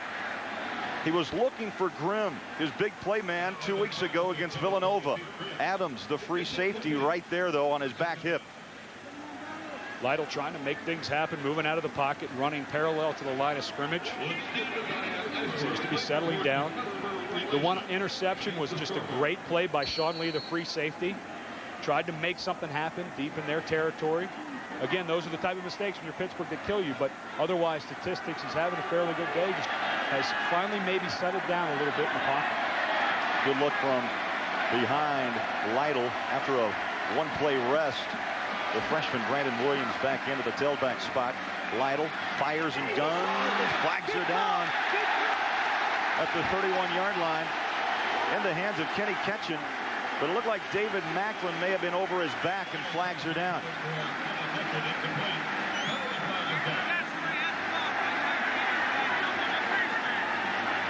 David Macklin, maybe the best athlete in the defensive backfield. The bottom right of your screen, you're going to see him on the coverage. Gets there just a little early. The left hand was on the back of Kenny Ketchen. That's why the flag was thrown. If he sees him making any contact and that ball's in the air, defensive backs in college are allowed to make contact with receivers until the ball is in the air. That ball was in the air, hand on the back. Big break for Pittsburgh, and it's nice to hear that crowd. Joe Paterno knows this Pitt team has all the help from the university. Everybody's behind him, and you can start hearing that crowd really getting into it. Pitt knocking on the door. They did so in the first quarter, but a interception cost them. They go up and incomplete. Boy, nearly picked off by Macklin, the left corner. The intended receiver was Kenny Ketchen. Penn State again comes on the blitz, and Matt Lytle puts his eyes down, gets a little flustered in the pocket, throws off his back foot, and there is Brad Scioli. That was not bad blocking by Hansen, number 76. Lytle has got to settle down in the pocket, stop drifting backwards. The further you drift back, a more of a straight line Brad Scioli and Courtney Brown will have at you. And trust me, those guys have their ears laid back. Matt, you got to settle down in the pocket. You can't continue to drift back. It's tough enough for Ryan Hansen and Brown, the left tackle, to block those guys. Don't make it any harder. Penn State showing blitz. They try to slide Williams up the middle. Couple 3 yards for Williams at the 27. Bob Jones, the nose tackle, 96, made the hit. Jones, one of those wide bodies at 6'5", 275. You know, Scioli, who made that tackle before, reading his bio is amazing. I mean, he was recruited to play linebacker. He played QB, however, in high school. Then he played tight end, and now they reversed him back to right end on the defensive side. And he's happy to be back on that defensive end spot. He said, he told his coaches, I want to be back. Third down. Lytle feeling pressure over the middle, incomplete. Good coverage by Penn State. Anthony King right on the track of Kenny Ketchen. Kenny Ketchen is an amazing story. Was in Desert Storm. He is a veteran of an American war. Hadn't played football until 1996 when he went to Chaffee Junior College, played wide receiver, came here. He's starting at wide receiver his first year at the Division I level. Great story. Before he went to junior college, didn't have enough money to get his car fixed. It didn't have a reverse gear. Used to have to stick his foot out to back his car up, a la Fred Flintstone. Was it left or right, you know? Ruzilla, field goal attempt, 45-yarder, splits it. Pitt on the board. It's 10-3. We'll be back. 1:31 to go before halftime, and Pitt on the board. Ruzilla from 45 yards out. Coming up on the College Football Today, AXA and Equitable halftime report. Timmy Brando, Craig James, and the coach Lou Holtz will get you caught up on all the scores and highlights on a big day in college football across the country. That's coming up at halftime. Short kick, and Penn State will start at the 30 with 1:26 before halftime. Tikas Pettigrew ran it back to the 30. All right, Ed. former player, almost halftime. You get the big field goal. You break the drought of the first half. It's a 7-point game. Hopefully the defense can take some of that momentum that the offense just gave them. The defense has actually played very well for Pittsburgh in this first half. The difference has been the mistakes, the fumbles, the bad plays on special teams. But this defense has played very, very well. Larry Coyer, the defensive coordinator, has to be very pleased with the effort. These guys have flown around. They've moved their fronts. They've blitzed. But the hustle has been there from the opening kick. Now Kevin Thompson is back in at the quarterback spot. He hands it off Cordell Mitchell. Little bread and butter off left tackle. It pick up big yards of the 8. And the clock will run with 1:16, 1:15 remaining. Penn State has 2 timeouts left, but I'm a little surprised that they're not. They're in the hurry up. They're not going to huddle, but I'm a little surprised that they're going to run the ball. Thompson throws. Tough pass to the far sideline. Pulls it down at the 48. Oh, what a nice catch by Shafi Fields, a senior from Philadelphia. And there you go, saving your timeouts if you're Penn State. Throw those out routes. Fairly safe ball to throw if it gets there in a hurry. If you throw it to the outside of the receiver like Thompson did there, not much of a chance of an interception. Boy, lightning just made a nice flash across Pitt Stadium. I think the captain of the Blink is getting a bit nervous up there. He may have to land that thing. Fields again, and he is chased out of bounds to the 50. A pickup of 2. That stops the clock. Great job by Shafi Fields. Caught the ball, turned around, assessed what he was doing, and got right out of bounds. It does not look very good behind this stadium. You know, talking to some of the fans around Pittsburgh, they always expect a messy kind of game. Looks like maybe the wish is coming true. One problem is it usually doesn't get very messy on AstroTurf, except for the blood from all the turf burns. That's right. There's not going to be any mud or any dirt flying around today. Second down, Thompson again to the short side of the field, in and out of the hands, incomplete of Sammy Crenshaw, sophomore from Youngstown, Ohio. That's one of those simple things of you got to catch it before you run upfield. And you know, you can look at Sam Crenshaw and say, come on, you got to do that. But, you know, there's guys that do that every day in the NFL, in college, at every level of football. You're so excited. Here comes the ball. I'm going to make a big play. But if you don't lock it away, you can't do anything. It's like in golf when you pull your head to see how great your shot's going to be. It usually dribbles off the tee. I do that many times. Third down, Thompson in the pocket going for the home runs. Got a man. 2 yards. That's what it cost him between the incompletion and pay dirt. Corey Jones had his man beat by at least 4 yards. Hank Poteet on the coverage. The deep ball thrown by Thompson just a little long because Corey Jones had Poteet beat. Thompson cannot be happy. that's one of those throws that makes you kind of sick. Oh, if it just took a little bit off, it was 6 points. Great job by Pittsburgh's defense to hold them off. Pigeon, nice hang time. It's going to take a bounce in the end zone. The Hunt carries into the end zone.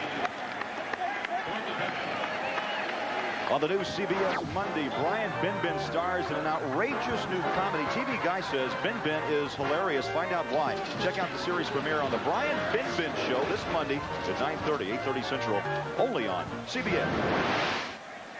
What an excellent job by Pittsburgh's defense. I mean, all day long they have stood up and been counted. Their offense turned over the ball deep in their own territory. They came out, held Penn State to a field goal. Really only one sustained drive all day by Penn State. Excellent job. And here comes the wind and the rain. Lytle will cover up. Yeah, rain, some debris flying around. Pretty heavy wind above the stadium.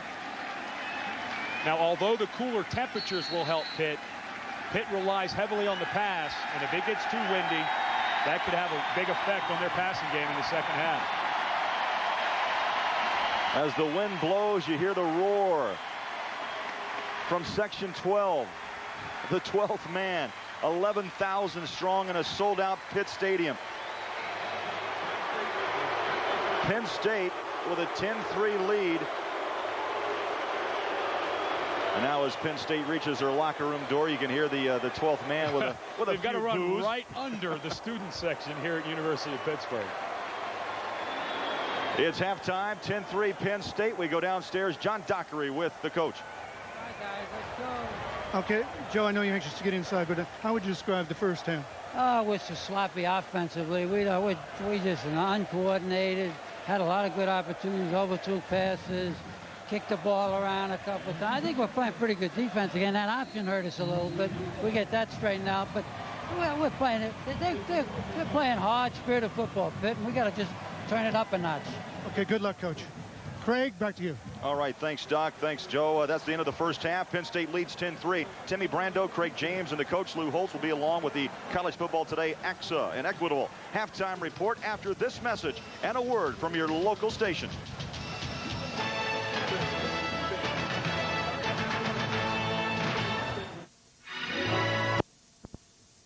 Here in Pittsburgh, Penn State leads by 7. A major lightning and thunderstorm has rolled across Pitt Stadium. We'll come back with some thunderous stats in a minute. You gotta go where you want to go. Do what you want to want. There's a better place for business, the network place. Sharp can take you there. People are connected, knowledge is shared, and Sharp's advanced digital document systems, the Imager series, speed the flow of ideas through the network, creating impressive documents and raising productivity to its peak. You gotta go where you want to go. Do what you want to want. The network place. Sharp can take you there. I think the most important feeding is the one that you start in the fall, so your lawn starts to look healthier in the spring, and consequently, you need Scott's Winterizer. When I put down Winterizer in the fall, it allows us to develop a good, strong root base, and it allows the lawn to endure the winter weather, and you get a real early greening. This grass is beautiful, thick, deep green. People will stop by and say, "How'd you do that?" Scott's Winterizer gives the grass a kickstart in the fall and makes it really look great in the spring. 11 Academy Awards, 4 Golden Globes, 1 amazing offer. Switch to Sprint and Titanic on video cassette is yours.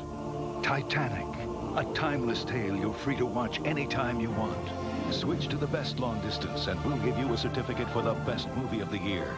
Call 1-800-PIN-DROP for details. Every stomach needs a first aid kit for all those unexpected bites and burns and cuts and scrapes and spills and other stomach irritations. Pepto-Bismol is first aid for stomachs. As it coats, it relieves most any stomach problem, not just a few like these other leading medicines. Pepto-Bismol. In any emergency, it's first aid for heartburn, diarrhea, nausea, indigestion, and upset stomachs. We will never, ever smoke up this house again. We are quitting with the patch. Nicoderm CQ. With the steps. There's a lot to be said for steps. While Nicotrol has only 1 step, Nicoderm CQ has 3, so you can step down your dose gradually the way doctors and pharmacists prefer. Was this a great idea or what? Nicoderm CQ, the power to calm, the power to comfort, the power to help you quit. Pittsburgh trails Penn State at the half by 7. Just moments ago, our John Dockery had a chance to talk with Pitt head coach Walt Harris. Coach, you have to feel good about the first half. Well, we're behind. You know, we didn't come here to lose. We love the atmosphere. We can't be more excited about what our students are doing. We played hard the first half. We got to play harder in the second half. We got to play smarter. And who knows what will happen. Thank you, John.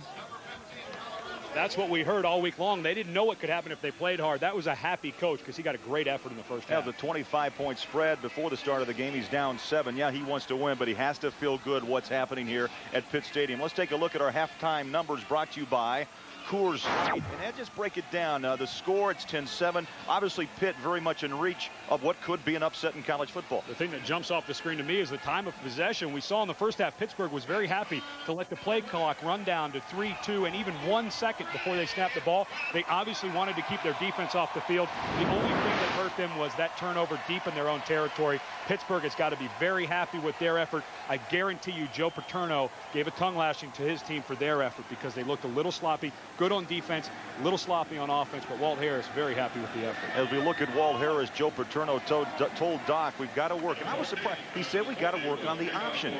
Isn't that amazing? They would not have thought that coming into today's game. But that's one of those things that just changed. As the game goes on, those are the things that you have to adjust to. And we'll see in the second half how Penn State adjusts to that option. Gained 30 to 35 yards on that option in the first half, did Pittsburgh. Pittsburgh gained momentum just before half as Ruzilla connected on a 45-yard field goal to cut the deficit down to 7. They'll have the ball as we start the third quarter.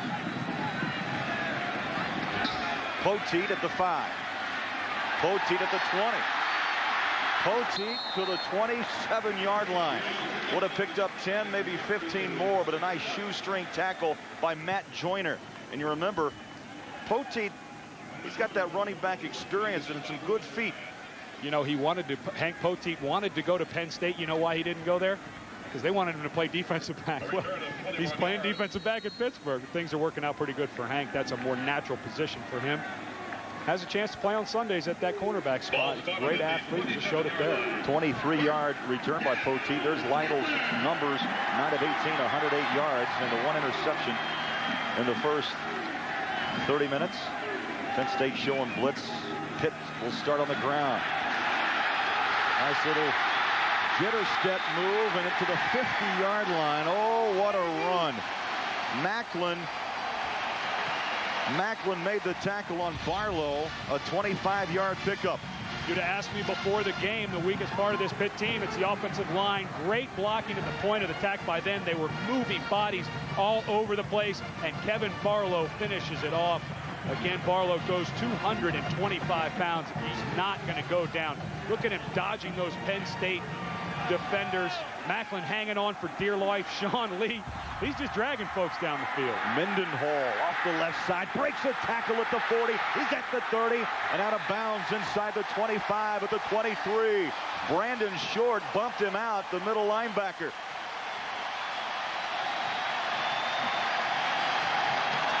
A huge gaping hole on the left side of the line, the right side of your screen, just man-to-man blocking.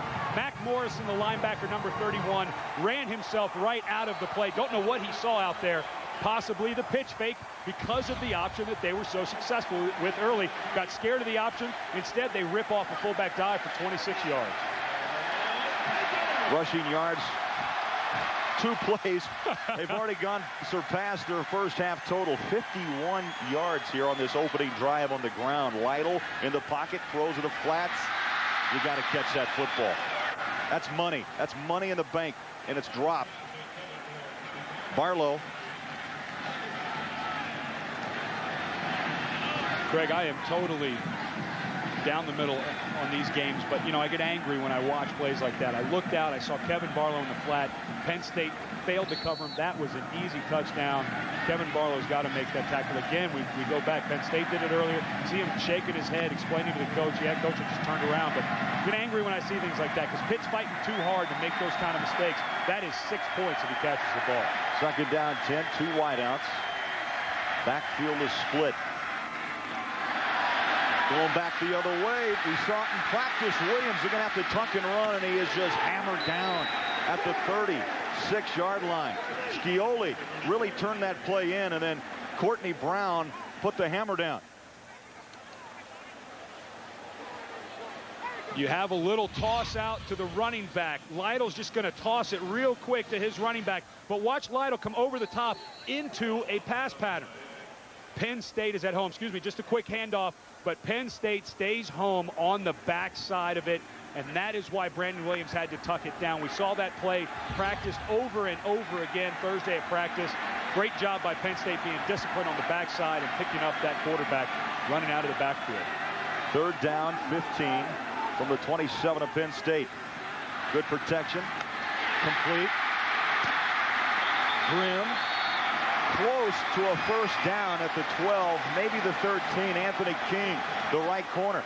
I like the poise, though, of Matt Lytle. And we saw him practicing Thursday and Friday, Ed.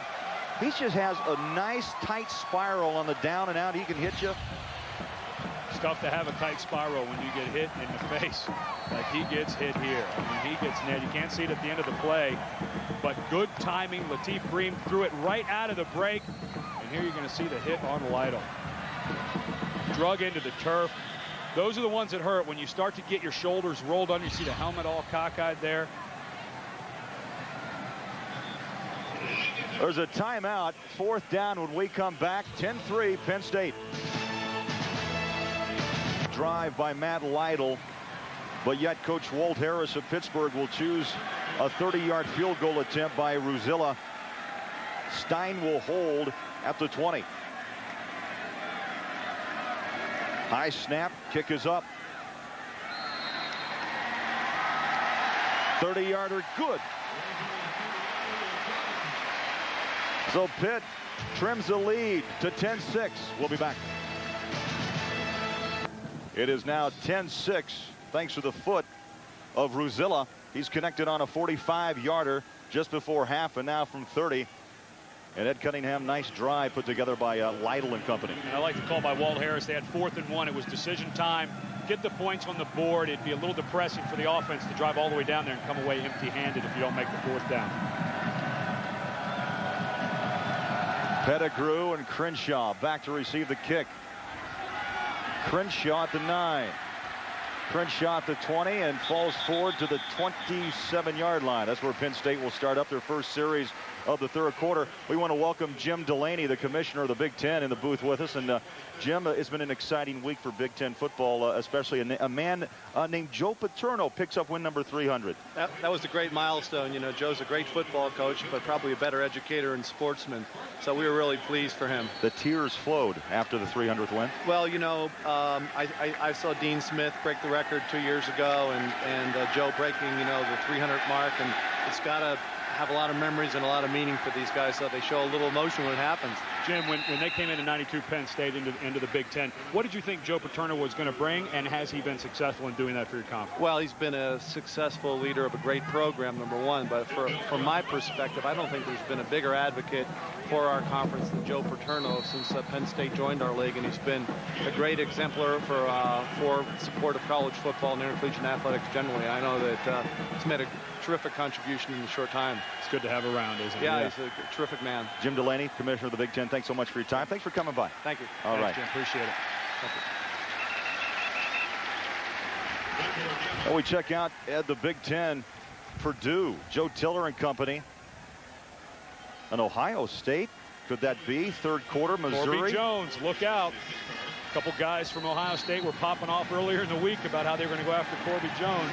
They may be showing him a thing or two there at Ohio State. Late game tonight, Iowa and Arizona. Here it is 10-6. Penn State ranked 8th in the country, leading the Pitt Panthers by 4. On the ground.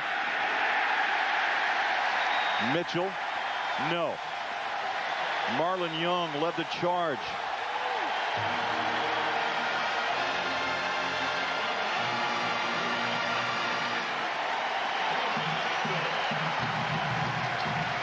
Let's not forget that Pittsburgh had 2 weeks to prepare for this game, and it is showing up in everything they're doing. They've worked on a couple of different schemes, but the one thing that they have done is gotten these guys to play hard today.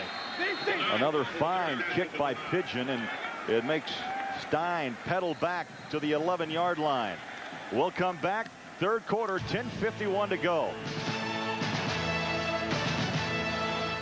You guys are in here again? I can't believe this. You're always in here nursing your injuries. I have never seen such a group of cream puffs in my life. This is football.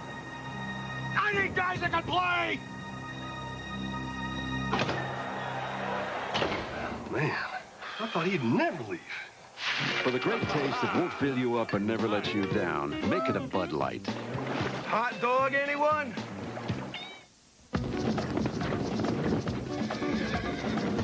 Outside, it's got more power than any SUV in its class. Inside, it's as quiet as the open plains. Introducing the all-new V6 Grand Vitara from Suzuki. That's a Suzuki.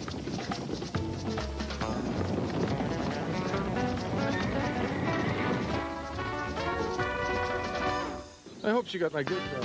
High above Pitt Stadium, the Spirit of Akron giving us those pictures today. Good year, #1 in tires.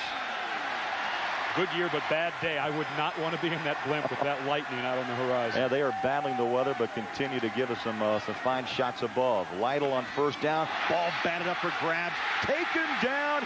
Arrington, the outside backer. That's pitch and catch. Mac Morrison got the ball up. It's like a volleyball game. It's a great set by Mac Morrison. Mac Morrison, the outside linebacker, lined up to the right side of your screen. You see number 31 right there. He's going to just drop into coverage and read the eyes of the quarterback. Times his jump perfectly. You're right, that was a perfect set. And there's Arrington. Those are the types of things that will drive you crazy as a quarterback. Just did not see Morrison dropping off, and that is Arrington's second interception in as many games. Ran one back last week against Bowling Green, 16 yards for 6. Penn State will start on the ground with the freshman Eric McCoo. Hank Poteet made the tackle. You know how they give half sacks out? I always thought they should give half interceptions out. If that ball wasn't set perfectly, I mean, that was a perfect set by Mac Morrison. He got it up, used his fingertips for his teammate, LeVar Arrington. He should get half that interception. Half a game ball, split it. It may pop if you do that. Kevin Thompson under center. Second down 5 from the Pitt 11-yard line. Feels the motion man. Not much. Good tackle. Aaron Harris tried to turn it outside, but nothing doing. Good downline pursuit by Pittsburgh. But it is good to see Aaron Harris back playing, and he looks very good on his cuts. I haven't seen a hitch in his giddy-up at all, and that's the first thing you look for with a guy with a blown ACL is you look for that, just that little hesitation. I have not seen that at all. This is great game experience and get back on the field in game situations before they have to travel to Ohio State in 2 weeks. Harris the lone back, 3rd down and 3. Thompson up top. Overthrows Nastasi on the near side. And he took a shot that brings up 4th down. Come with a full house blitz. Pittsburgh brings it from the outside, and there's number 52, Brian Jacobs. Just moved to outside linebacker this week. Goes unblocked. Man, you're licking your chops when you see nobody step in your lane. You just start churning those legs to see how fast you can get to the quarterback. Brian Jacobs. That was nice helmet. Job getting a shot onto Thompson. That was helmet on number. And once again, after a big turnover, they hold him to a field goal. 27-yard attempt. Splits the uprights. Penn State builds on their lead. 9:27 to play, 3rd quarter. Penn State now leads Pittsburgh by a touchdown.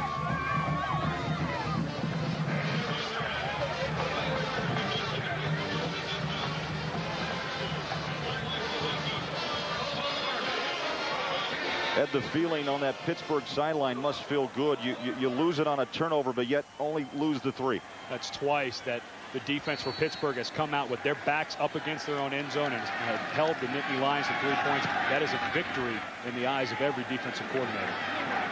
Poteet at the goal line. Poteet to the 18.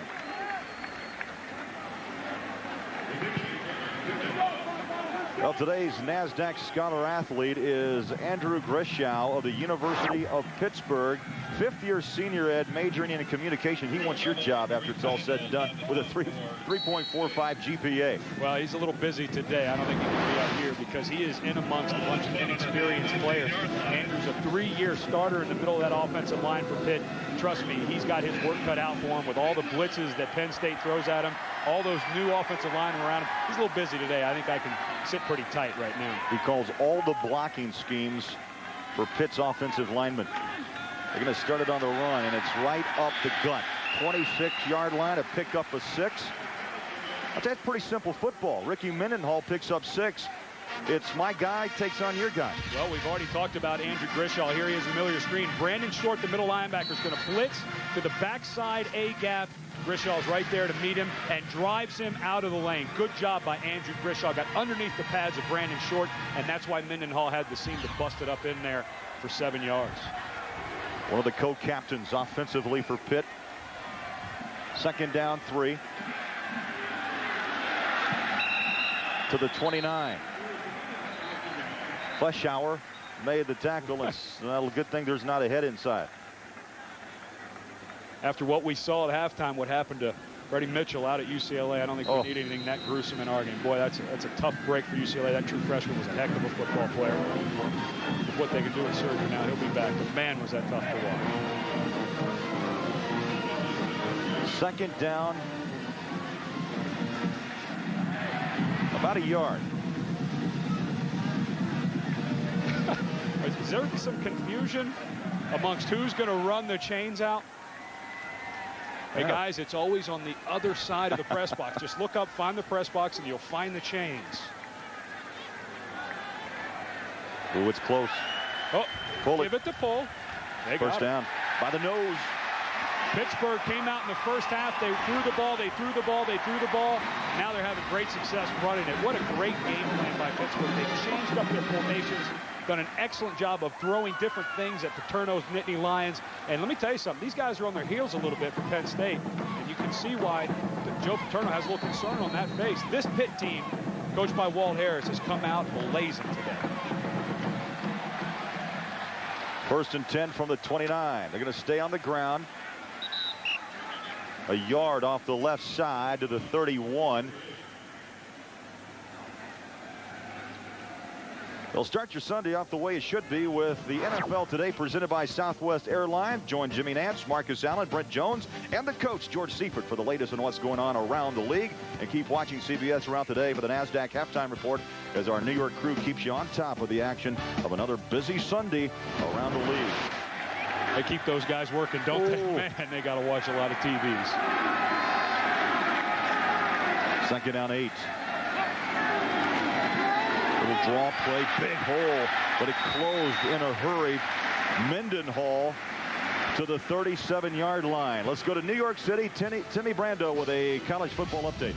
Guys, a key game in the SEC's Western Division. LSU's Kevin Falk is a Heisman candidate because of his running ability, not as a pass receiver. Herb Tyler negotiates, finds him for just his 2nd career touchdown reception. LSU leads Auburn on the Plains by 12. Back to you, fellas. Huge game for LSU. They were my pick to win the SEC West, and man, are they tough on offense. They have a lot of talent. 3rd down, 3, double wide to the near side. This is the way they throw, and a 1st down and more. Oh, look at the run by Barlow. Inside Penn State territory at the 48, Anthony King finally kinged him. 15-yard gain. An absolutely picture-perfect execution of a swing route by Matt Lytle. He led Barlow perfectly, set his feet on the run. He turns around, makes a great catch. Remember, he dropped that ball earlier down on about the 15. That would have been a touchdown that time. Got a little spun around, but was able to catch it on the run with his feet moving. Good job by both guys. Little pitch and catch. And Barlow knew, hey, I'm not going back to the huddle if I drop that one. Just continue to the sideline. Barlow was the big man 2 weeks ago. 145 all-purpose yards, 3 touchdowns against Villanova. Not much.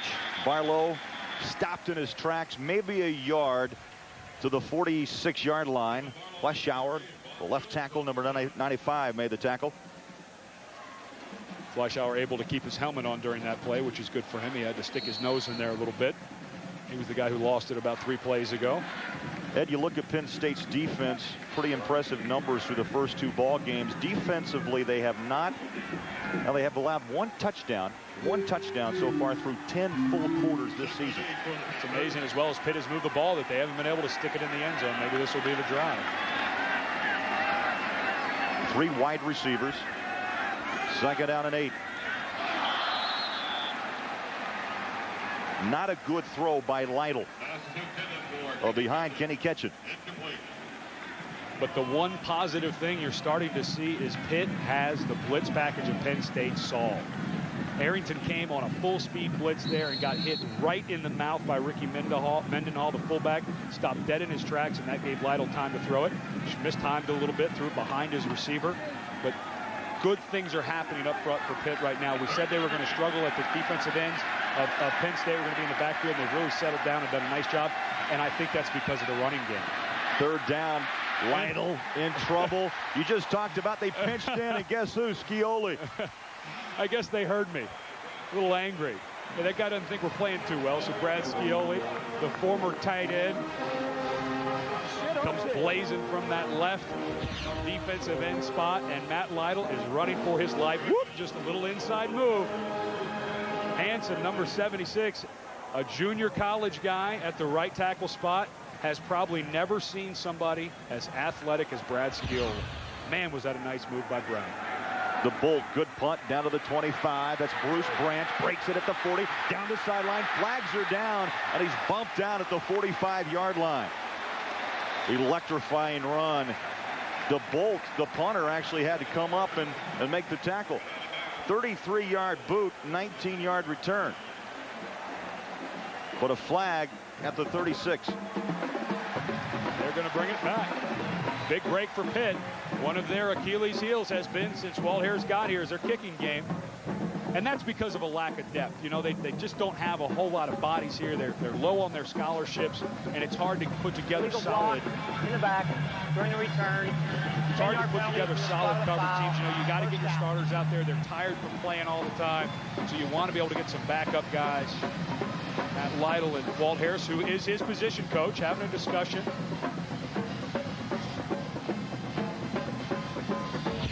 Take a look at this return by Bruce Branch. Right, it's pretty ticky-tacky. Not sure if they called that one or somewhere. There it is. No question about it. That was a hit in the back. And it wasn't even close to the play. You got to be smarter than that. Double tight. Punt Joe Brown. The 3-year Letterman pulls down his 4th catch of the year at the 32-yard line. That's the one thing that Joe Turner, I think, was talking about when he was going in at halftime. We're kind of flopping around, making mistakes. A penalty like that, it came 5 to 6 yards away from the ball, and it was behind the ball. It's just, you want your players to be aggressive, but don't be dumb. I asked Joe about how have you changed over the years. He goes, well, you change your scheme, things like that. But he goes, you know what? The little things are still the same, and those are the little things, not making bad plays on special teams. Eric McCoo, the lone back on 2nd and 4. McCoo, the freshman, slices for maybe 3 to the 35. And you go back to Paterno. What caught me last night in our talk with Joe Pa was the fact when you asked him about 300, he cordially snapped at you instantly and said, you know what, I don't want to talk about 300 because of this worrisome Pitt defense that he was talking about. He must have known something we didn't know. I mean, when I looked at the film, I thought that 25-point spread was pretty legit, and now you see these guys play, and you know what you thought Joe Paterno was just giving you the old coach's line. Oh, they're good, they're fast. He was right. This Pitt team is giving them all they can handle. 3rd down 2. Devin Thompson swings it out of the backfield. Fumble after the catch. Was it complete? Oh, they're going to say the ball rolled out of bounds at the 38. That'd be a 1st down. Where they've marked the fumble would not be a 1st down. Fumble is forward, out of bounds. It'll be 4th down. 4th down. Right call by the official. Eric McCoo fumbled the ball before he got the 1st down. You cannot gain an advantage by fumbling the ball upfield. He was not past the 1st down marker. Good calls by the official to get it back and make Penn State punt on 1st down. Another fantastic job by the Pitt defense.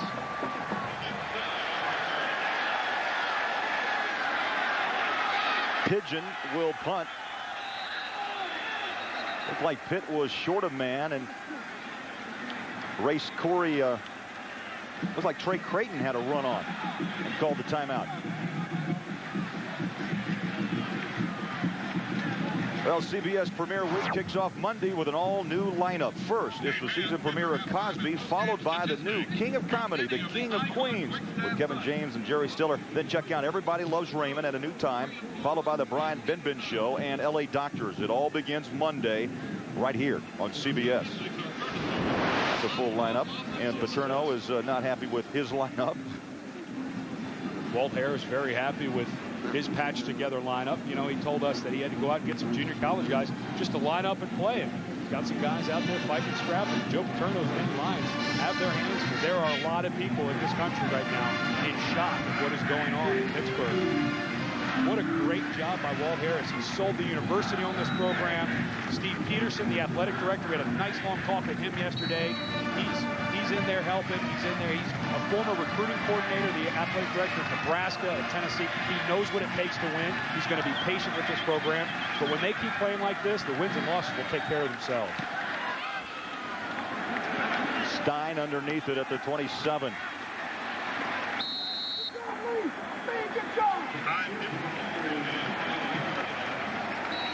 Well, make sure tonight NASDAQ college football rolls on here on CBS. Ed, how do you like this? Number 2 Florida, Spurrier and the guys taking on number 6 Tennessee. Prime time 8 o'clock on CBS. The big question is, how much will Doug Johnson, the quarterback from Florida, play? He had that rotator cuff surgery last May. He's not quite 100% healthy. Steve Spurrier said he's going to play him. Be interesting to see how much he goes in for Jesse Palmer. Find out tonight. How many miles did you say Joe Pa was going to walk by the end of the day? I predicted 2, but I think I'm going to 3.5. He's up to 3 right now. I'm going to 3.5. And we still have a quarter and 3 minutes to play. 13-6, Penn State with the lead. Oh, movement. Amani Bell got a little jumpy.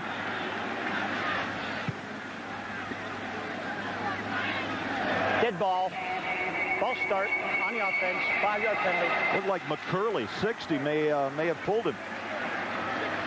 He's lined up over that left guard spot, Amani Bell. Right side of your screen, left guard McCurley. Oh, yep. Didn't see that. How about McCurley? McCurley must have thought it was on first down. He's a former defensive tackle, turned guard. This whole snap count thing's new to him. 1st and 15. 5-yard gain to the 30.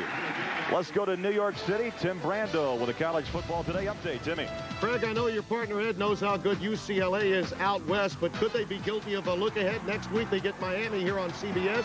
Here, Houston's quarterback Jason McKinley finds Jerry and James tacked on a 2-point conversion. Cougars down by only a touchdown. A lot of people had UCLA coming from the west, maybe unbeaten, to play in that Fiesta Bowl. Boy, you go to Houston, you better not be looking forward to anybody. They're getting everything they can handle out there. From the eyes, 2nd down 10. Lytle swings it out, paid for it. Williams, the freshman, picks up good yardage, 6, maybe 7 to the 37. With Lytle getting rid of the ball, but he's taking some shots today. He has taken some shots. Got a couple guys down on the field after that shot. And it's Jason Hansen taken right into the quarterback, and it looks like Hansen is still down on the field. Ryan Hansen, a junior. One of those junior college transfers we talk about. We'll check him out when we come back. 3rd down 4 for Pittsburgh. Jason Duggar comes in at right tackle to spell Hansen. Just a belly play. A couple of yards are going to be short, so that's going to be a punting situation. Mac Morrison, outside linebacker, came up to plug it.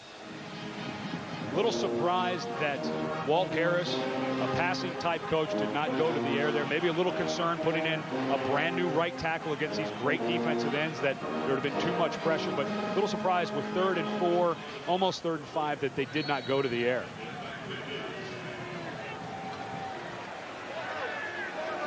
Greg DeBolt at his own 23. Bruce Branch ready to return for Penn State. Branch at the 23. Good hang time up the middle, and Branch is knocked down at the 37.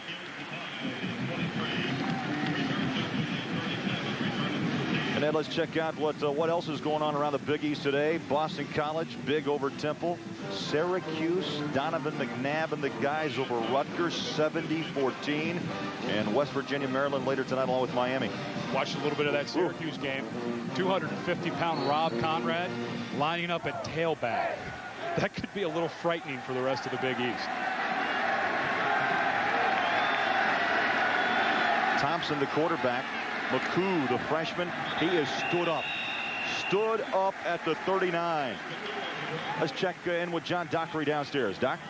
Thank you, Craig. You know, first half, remember Corey Jones, the blur at wide receiver for Penn State, open any number of times. Well, Joe Paterno, I eavesdropped a little bit, heard him talking to his quarterback, Kevin Thompson. He said, you know, Jones has been open all the first half. We'll get back to that in the second half. So keep an eye on number 7 downtown.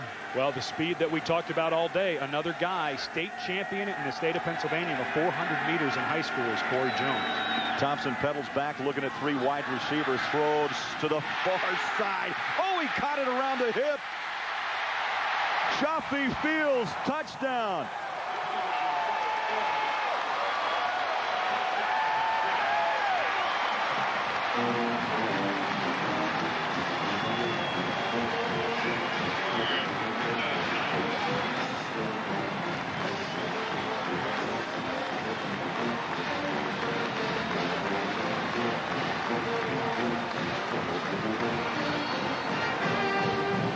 Last year, Shafi Fields, every time he touched the ball, averaged 17.7 yards per touch. That was a 60-yard touchdown by Shafi Fields. First touchdown catch of the season for Fields, the senior from Philadelphia. Forney will try the point after, and he boots it up and through.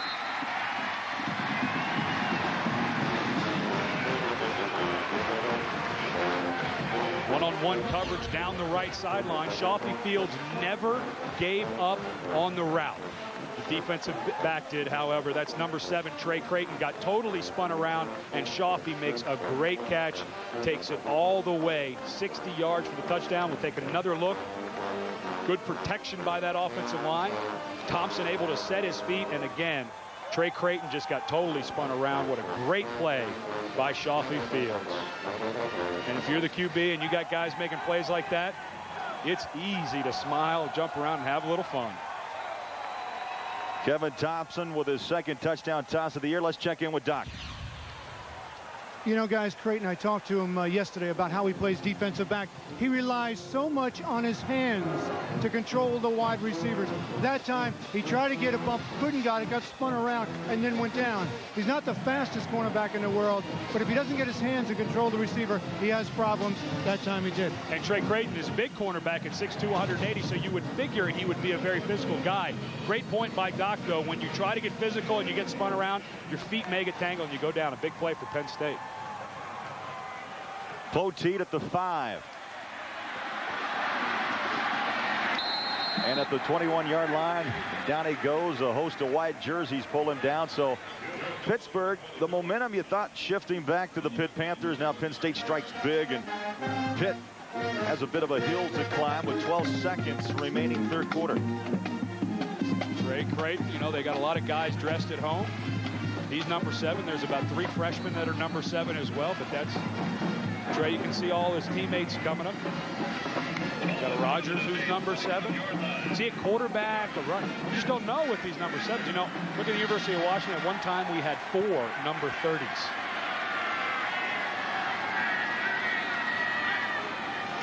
First down, quick hitter.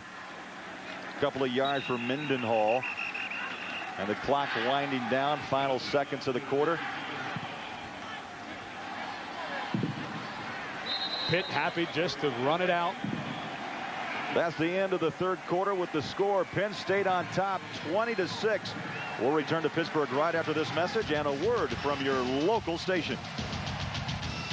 The fourth quarter, Penn State leads Pittsburgh 20-6 as you look at the skyline of downtown Pittsburgh. Actually, it's cleared up a tad, but it's starting to drizzle, I think, down on the field. That's what Doc's reported. Barlow stopped in his tracks, thrown for a couple of yards.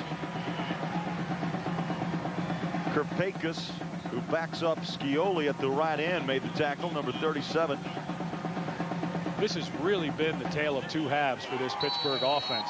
First half, they came out, they threw. The second half, they have just tried to grind it out. No success there, but First half, they rushed for 45 yards. In the third quarter, they rushed for 63. And right away, you see that they're going to continue to go to that well. Just continue to try to grind it out, eat some clock, and get some rest for their defense.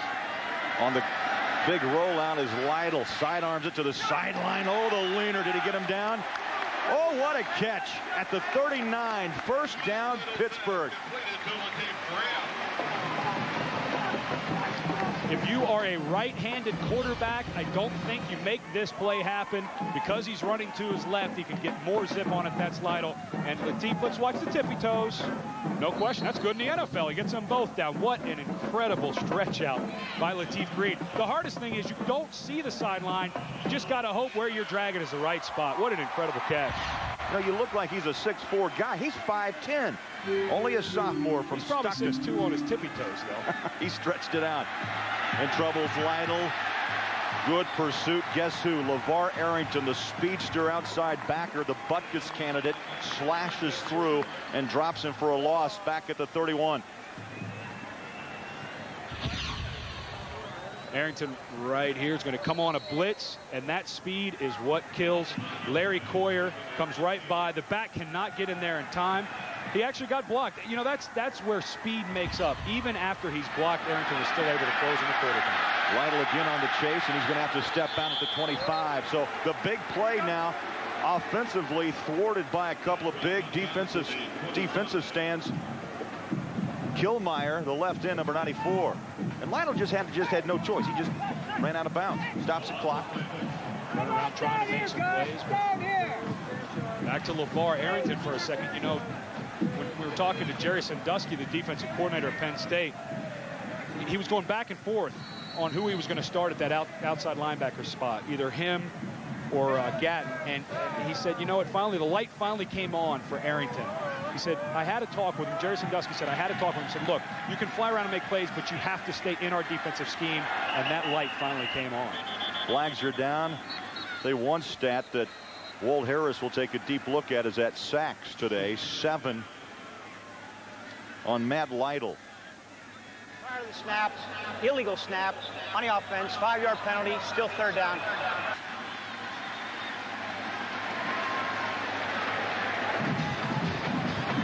The illegal snap is when the center jerks that ball before he snaps it and then snaps it. Just like an illegal procedure penalty. Walt Harris not happy to see his crew moving backwards after a great play by Latif Green. They've gone nothing but the other direction.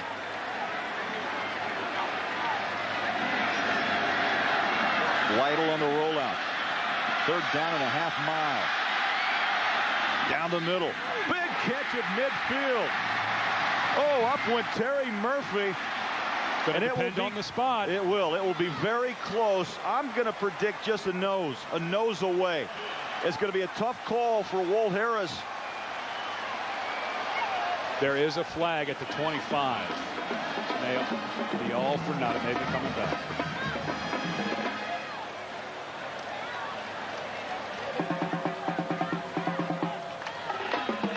Downfield, 5-yard penalty, repeat third down. You get the long rollout. Players start to break away from their blocks. You know, when that play started, I saw a couple offensive linemen sneaking out to the right. Watch Grishoff start sneaking. See the right guard. See 76 Hansen. Looks like they're going downfield maybe for a screen play. Maybe they got, there he is. Hansen was about 5 yards in front of the line of scrimmage. They'll allow you 2 or 3, especially if you're lined up and blocking a man. But that time Hansen, don't know if they had a screen play set up and it busted, but Hansen got too far downfield. Third down, 35 from the 26. From the eye, Lytle. Second man through, upended is Barlow, the sophomore from Pittsburgh. Tikas Pettigrew. I got to put Pettigrew on my all-name list. Tikas Pettigrew makes the stop. It's a shame. That great catch. Two great plays. One of them called back. Terry Murphy's called back. And Latif Green with an incredible catch on the sideline. All taken back because of penalties and mistakes and sacks. He's still pacing. He's still yelling and screaming over there. Branch back to receive the punt. Pedals to the 25. Up the middle he goes. Breaks one, breaks two, and then takes a hammer at the 41. Nice return by Branch.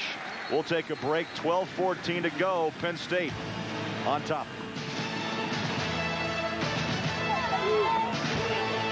.12:14 remains, fourth quarter. Penn State back on offense, holding a 20-6 lead, and they're going to grind. They're going to grind some clock. And at our CBS Sports Line stat of the game, time of possession. Almost 9.5 minutes more for Pittsburgh. The whole reason when they're on offense, every time they run a play, the play clock is almost down to no time on the clock. I guarantee when they came out today, their plan was, let's keep our defense off the field no matter how we have to do it. Matt Lytle was probably told, wait till the last possible second to snap that ball. Well, for complete college football coverage, go to cbs.sportsline.com.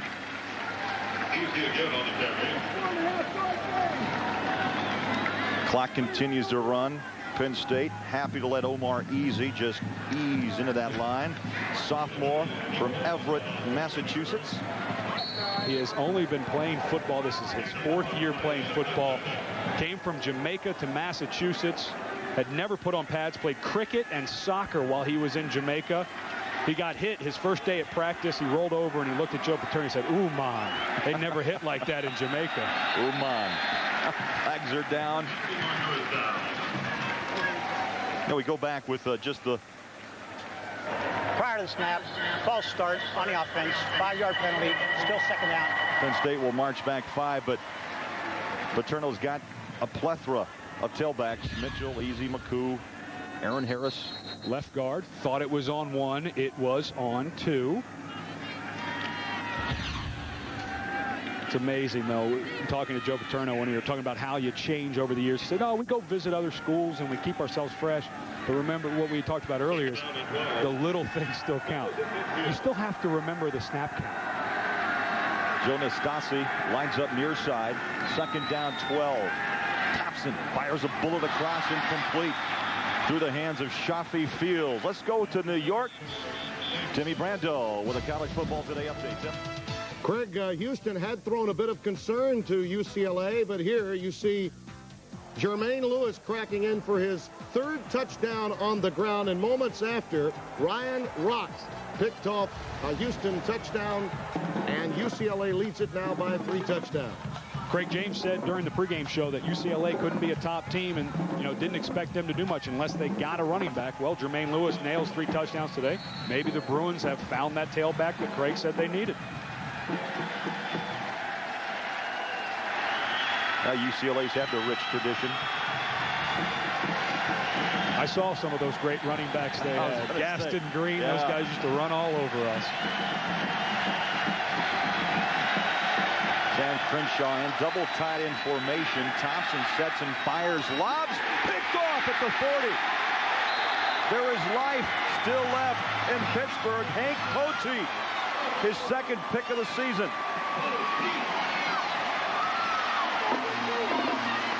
There are 3 starters on Pitt's defense that are former offensive players. Hank Poteet was a running back last year against Penn State. He lined up here. He runs the route with the tight end, comes underneath of him. What a great play by Hank Poteet. He reads the quarterbacks. Thompson, a little bit, reading that. Poteet was just reading his eyes from that nickelback spot, came up and made a great play. Again, another one of those guys started at running back, played last year against Penn State, and now making a huge contribution in the defensive backfield for the Panthers. Lytle, the left-hander, rolls, fires. Looks like it may have taken a skip. Incomplete. We're going to take you right back to New York. Timmy Brando with another update. Tim? All right, Craig. Ben Laird had only thrown 1 touchdown pass in 52 prior attempts. He has 2 today against LSU at home. This one to Karsten Bailey, his favorite target. And suddenly Auburn trails LSU by only 5 down on the plains of Alabama. Boy, you don't want to let a whole lot of momentum get back to Auburn in that one. It'll get awfully loud for you if you do. Down in Alabama. Second down, 10 from the 43. I formation. 3 wide receivers for Pitt. Lytle, sidearms. Incomplete. The intended receiver was Kenny Ketchen. Anthony King, good coverage. You mentioned Kenny Ketchen, the veteran of Desert Storm. He's 26. 26 out here playing. junior. Got another year after this. He served on the USS Independence and the Kitty Hawk. This is easy duty. We talked earlier about when he was going to junior college, his car wouldn't go in reverse. He didn't have enough money to fix it, so when he had to back out, he had to stick his foot out the door to back it up. I guess the GI Bill doesn't give you money to fix your car just to go to college. Yeah, no transmission repair. Yabba dabba do. Oh, in and out. Terry Murphy got turned around. Looked like it was off his backside. Wanted to throw the slant inside, so that brings up a 4th down. Steve Mushagian told us, the offensive coordinator for Pitt, that the one thing he thought Matt Lytle had improved the most in this year was his accuracy. That one thrown a little behind Terry Murphy. But yesterday we saw in practice how good his deep ball is. They haven't really thrown, Pittsburgh has not really thrown the ball downfield much, which is a little surprising as good as his arm is down the field. 7th punt for DeBolt. Branch, fair catch at the 15. 10:19 to go here at Pitt Stadium. Penn State on top. Pitt Stadium, and part of the Penn State tradition is their uniforms. As they get set to go here, we'll watch the play, but the uniform's very simple. No flash, no names on the back of the jerseys, no white shoes, just simple, straightforward. Joe Paterno doesn't want to make any fashion statements, though there was a statement just running the ball around the right side. And Joe simply says, hey, this is all about team at Penn State, about the group.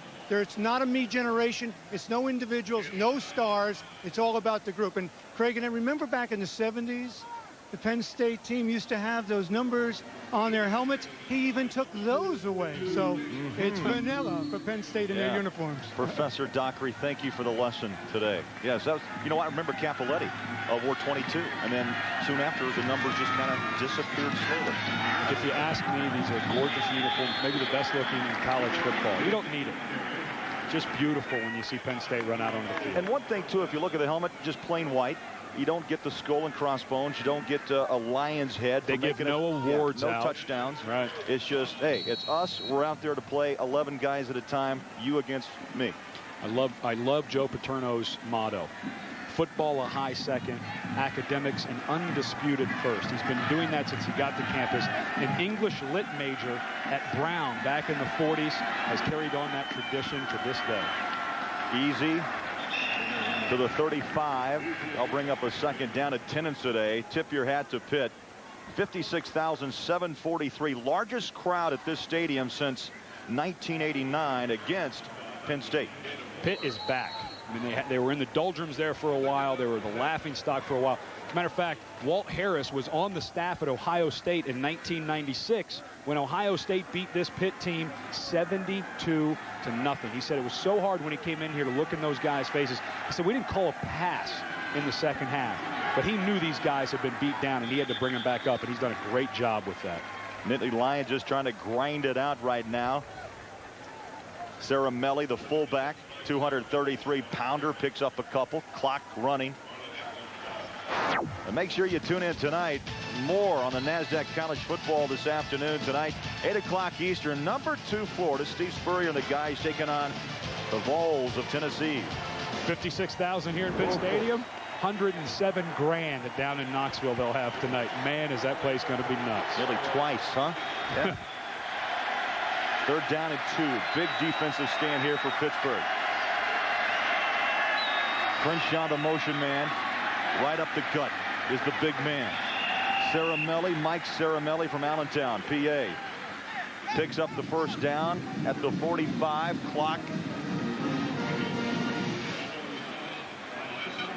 It goes even further than the dogs and the license plates of his parents that say Joe knows. At his house, when you call and you get the answering machine, you get the fight song. I mean, come on. I mean, they are loyal to a fault at the Saramelli residence. That's amazing. Well, strap yourself in. The new season of Jag is about to take off. See why Jag is the fastest growing drama on television today. Get ready for the all-new Jag. Premieres Tuesday on CBS. Ryan Fagan, what is called the long guard, being attended to. It's good to see him getting up and walking it off. We'll probably see him back in the game if he do that. You know, it's interesting. Fran Ganner, the offensive coordinator, said Joe Paterno has always flopped his lines. There's a long side, the side where the tight end is, and there's a short side where there's an open end on the tackle. And what they try to do is specialize their people. The open-ended tackle is the better pass blocker because he does not have help with the tight end. And the long tackle, who lines up next to a tight end, is more of the road grader, the guy who's big and strong, good run blocker. And they've had really good success. The one problem with that, you have to have a lot of good backup offensive linemen because they don't run mirror image plays. So younger guys struggle with the fact that they have to know two different plays to play both guard positions. Fagan out, a fifth-year senior. And in is Greg Granson, number 55. He'll step in at the long guard spot. Penn State stays on the ground, just churning it up. Couple of yards for Omar Easy. Umar, good running. Omar out of Jamaica. You know, he went to Massachusetts as a junior in high school and started playing football. He only played for 2 years. Senior year, he became Massachusetts Player of the Year. Not surprising for a guy who goes 243 pounds. He averaged 10.2 yards per carry in high school.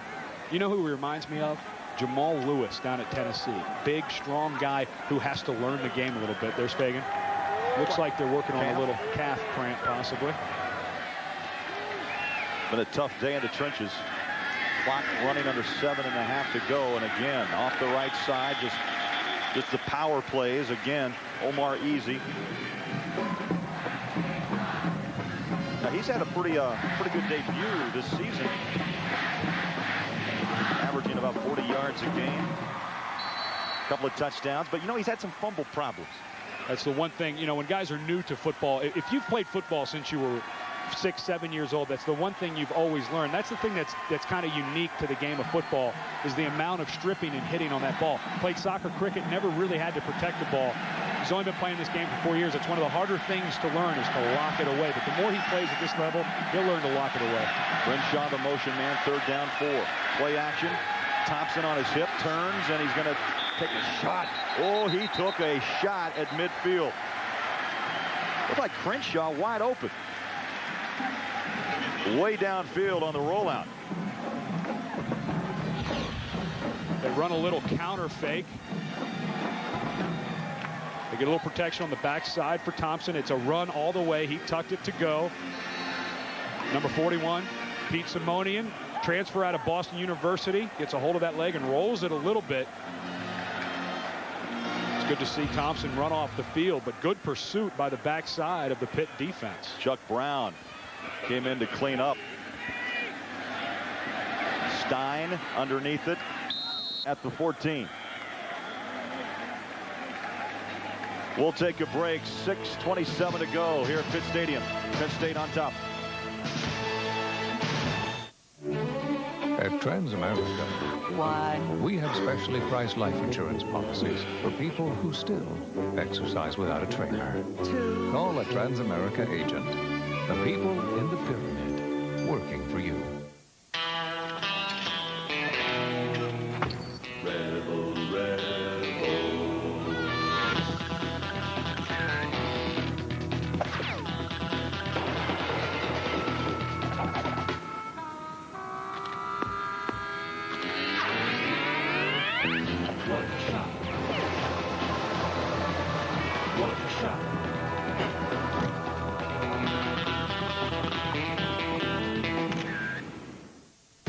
It began as the product of meticulous Japanese design, but it was sent to Europe for finishing school.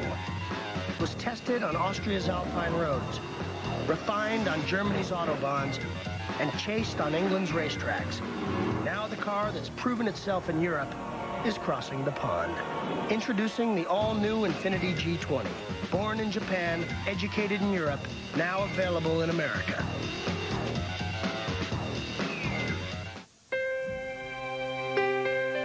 With Transamerica Life Insurance and your estate plan, you can be sure your money will go where you want it to go. The people in the pyramid working for you. This season, Nash Bridges really gets wild. I don't think he meant to do that. It's the season premiere of Nash Bridges CBS Friday. Penn State with a 20-6 lead. Pitt trying to get something going here in the final 6.5 minutes.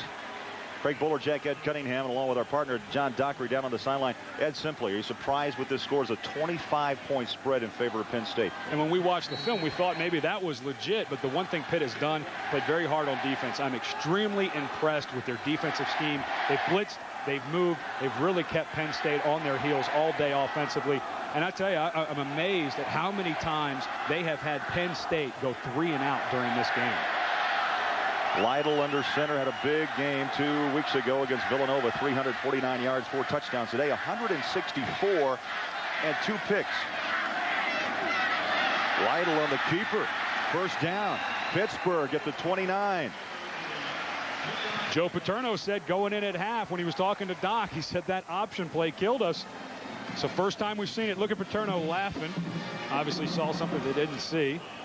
Saw something that the officials did not see, but did not make a good enough adjustment at halftime, and Lytle goes for about 12 yards. Interesting call by the coaching staff at Pittsburgh. You compare the 2 quarters of the 2 halves, 108 in the first half. Half that here in the second half of play. Just over 5 minutes remaining. Lytle pedals back over the middle. In and out of the hands.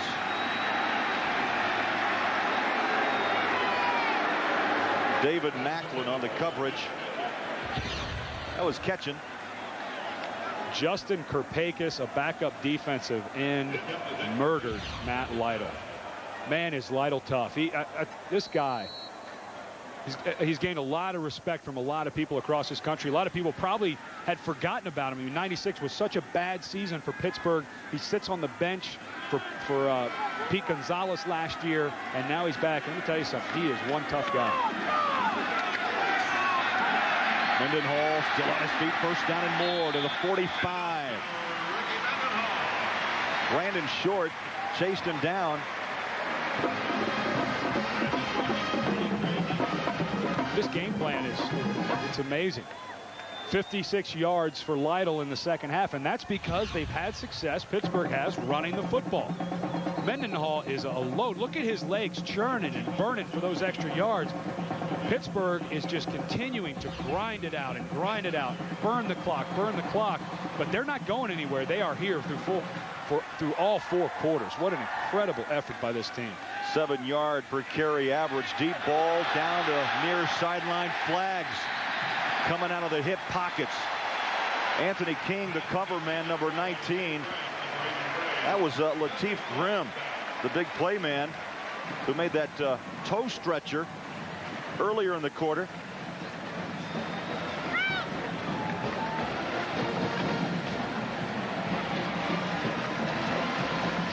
Pass interference on Anthony King.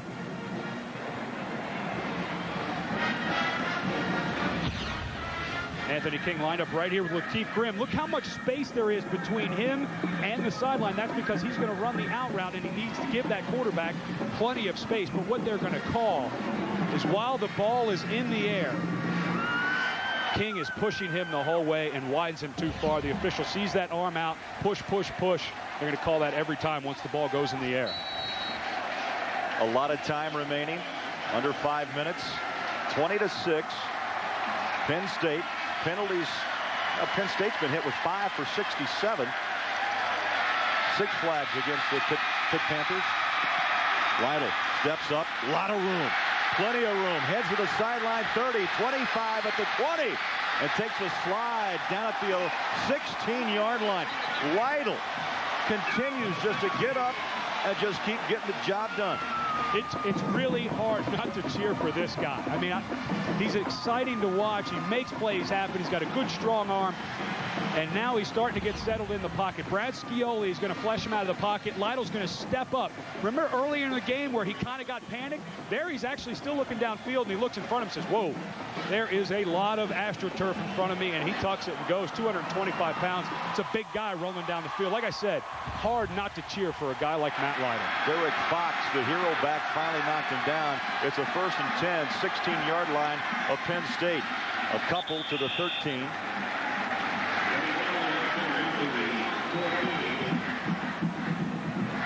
Barlow, the ball carrier, stops dropped by Courtney Brown, the left end.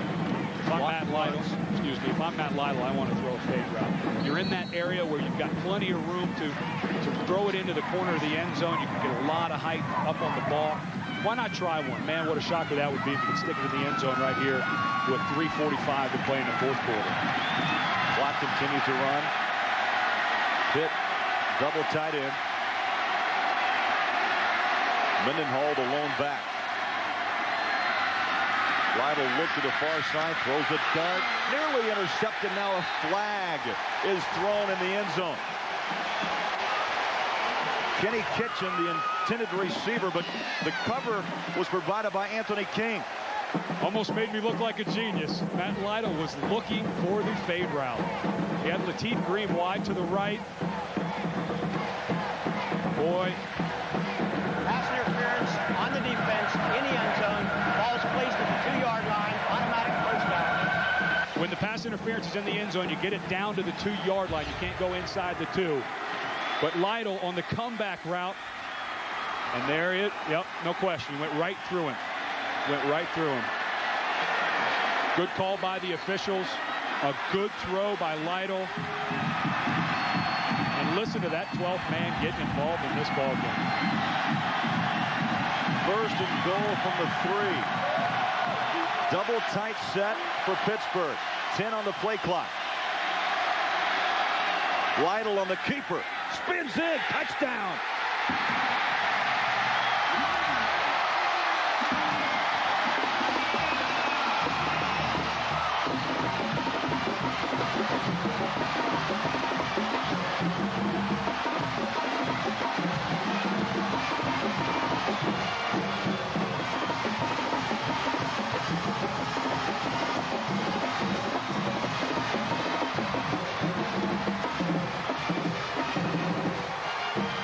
Here's the option that Joe Paterno has said at halftime. We need to adjust to stop it, and they did not. Straight down the line, Lytle tucks it early. 225 pounds going up against Mac Morrison. What an incredible single effort by Matt Lytle. That's all individual effort. It's one-on-one against Mac Morrison. Morrison goes 240. Lytle goes 225, and the scrappy quarterback gets it into the end zone. I'm telling you, he is making a fan out of me. Officially a 2-yard touchdown run, and what a spin. A lot of time here at Pitt Stadium. Ruzilla will try the point after. That would pull Pitt to within 7. Good snap, good hold, kick is up.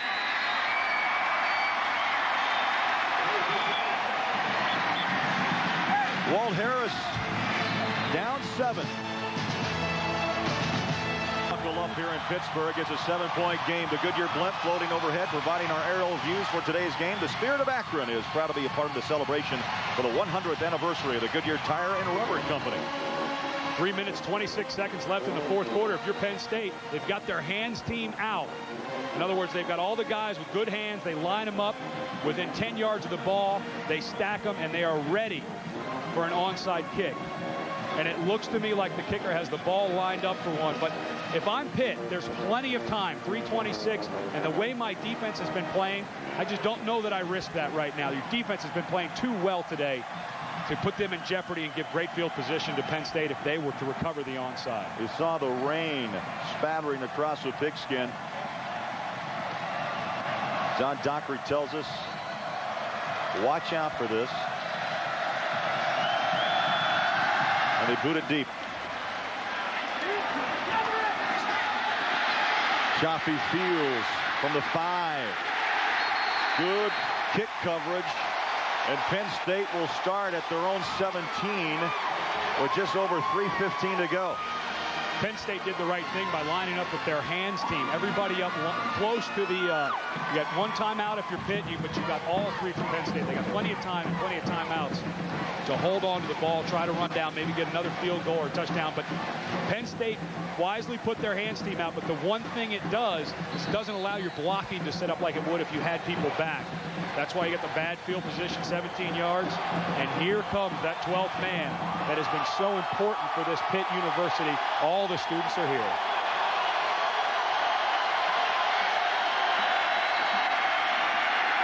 Off the left side. Not much.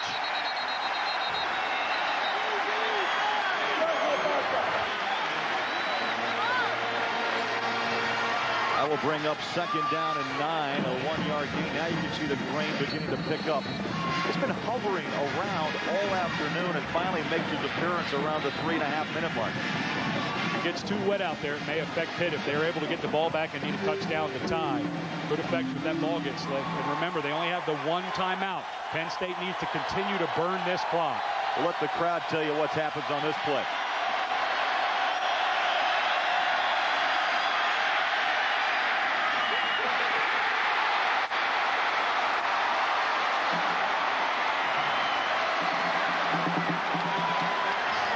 That brings up 3rd down and 8.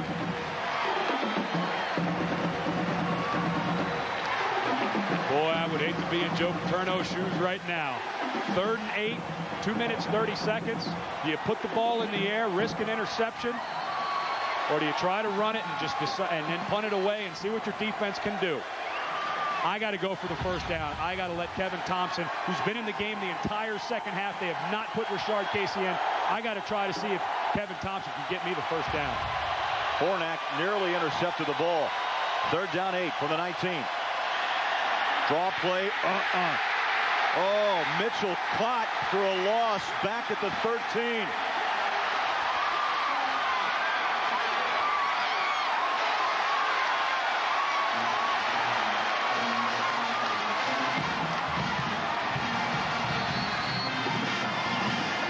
True freshman galore played for this Pittsburgh team, and you're going to see one of them right here, number 19. Amir Purifoy was lined up in the A-gap, shuffled over the top. Great job by Purifoy from his linebacker spot. Did not buy the pass fake, stayed home. Good play by a true freshman. Biggest punt of the day for Pigeon. 2 yards deep in his end zone. Stein back to receive. That one came off the side of its foot. Takes a bounce, and it's down at the 42. Field position, maybe their finest field position, Ed, of this half. What does Walt Harris put together right now with 1:38 to go? You need a touchdown. You need a touchdown and a 1-point conversion to win. I don't think you go for the 2 if you do score. Let's go to overtime and see if this crowd can help us win. Walt Harris knows he has that 1 timeout. Has to run some sideline routes. Remember, though, every 1st down in college football, the clock stops until they get the ball set and start it up again. So if you can get a 1st down in the middle of the field, fine. Otherwise, you got to get stuff on the sides of the field so you don't have to burn that last timeout. You may need it when you get down to the red zone. Ketchen and Grimm as 2 wide receivers. Pitt with 1 timeout remaining. Down he goes. There's been no whistle. Ball's picked up. Penn State. The official's pointing that he was down at the 40.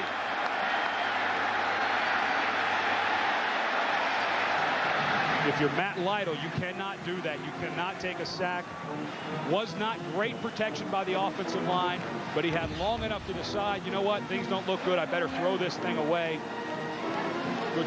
Wow, what a shot by LeVar Arrington. That's real close. That was real close to a fumble.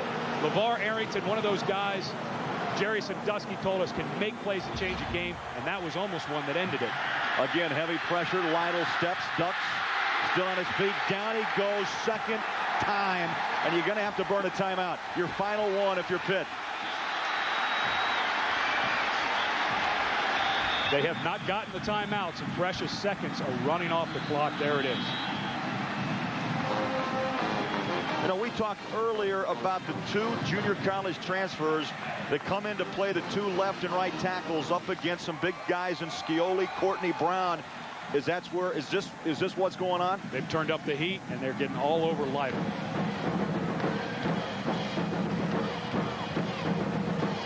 More great football on CBS. Doubleheader Sunday on CBS. Pittsburgh, Miami.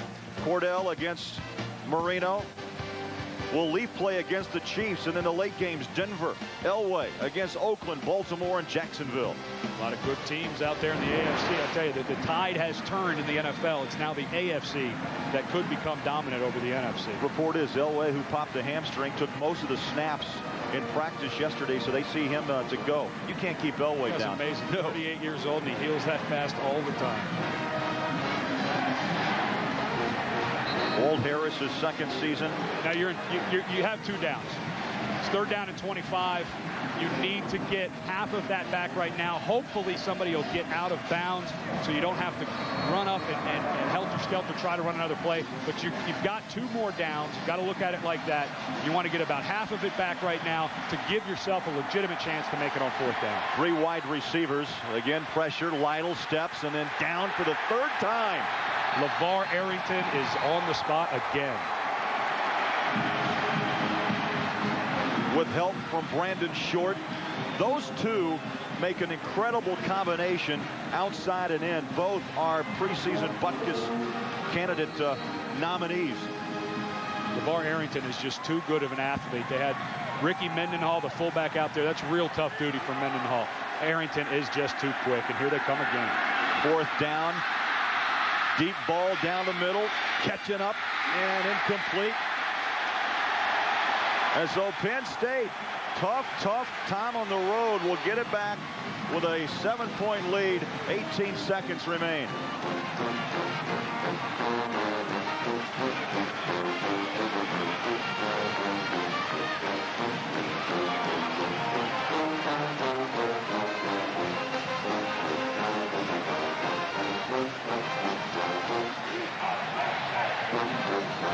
Matt Lytle nearly gets sacked again.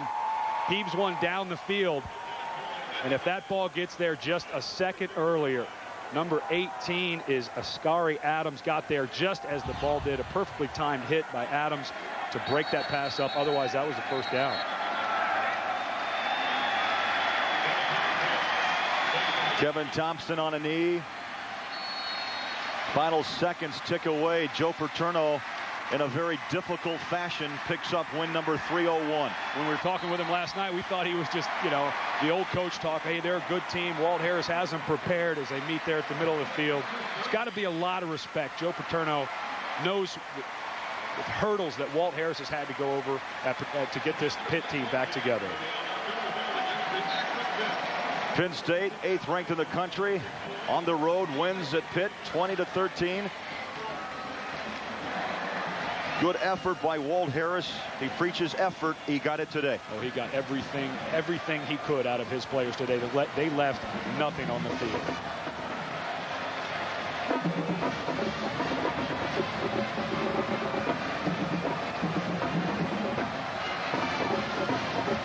We take you downstairs. John Dockery with Coach Joe Paterno, guys. Coach, nice gesture there to Matt Lytle, congratulating him. That kid played a very courageous football game, almost beat us by himself. And Pitt's a good, solid football team, and our defense really had to rise to the occasion. Because offensively, we got to learn how to catch the ball, throw it better. We're just not very good. I know you said coming in here you expected a tough game, and indeed it was. Was it a question of you not playing up to your potential, or Pitt just playing real well? Pitt's pretty good. I think they're good, and they played hard, and we didn't make some plays. We made one play all day. The one Chappie Fields got one we were lucky on. Other than that, we didn't make a play offensively. Part of it also a young team coming into a hostile environment? Well, young, but you can make all kinds of excuses.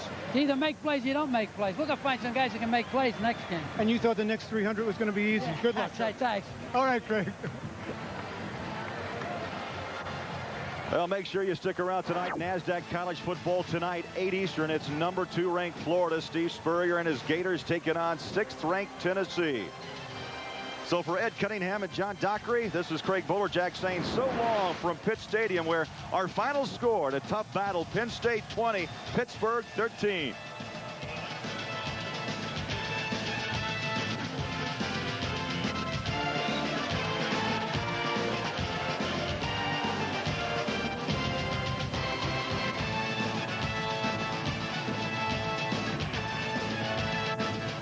Tim Brando, Craig James, and the coach Lou Holtz, they'll join us after this. The final 2013 Penn State.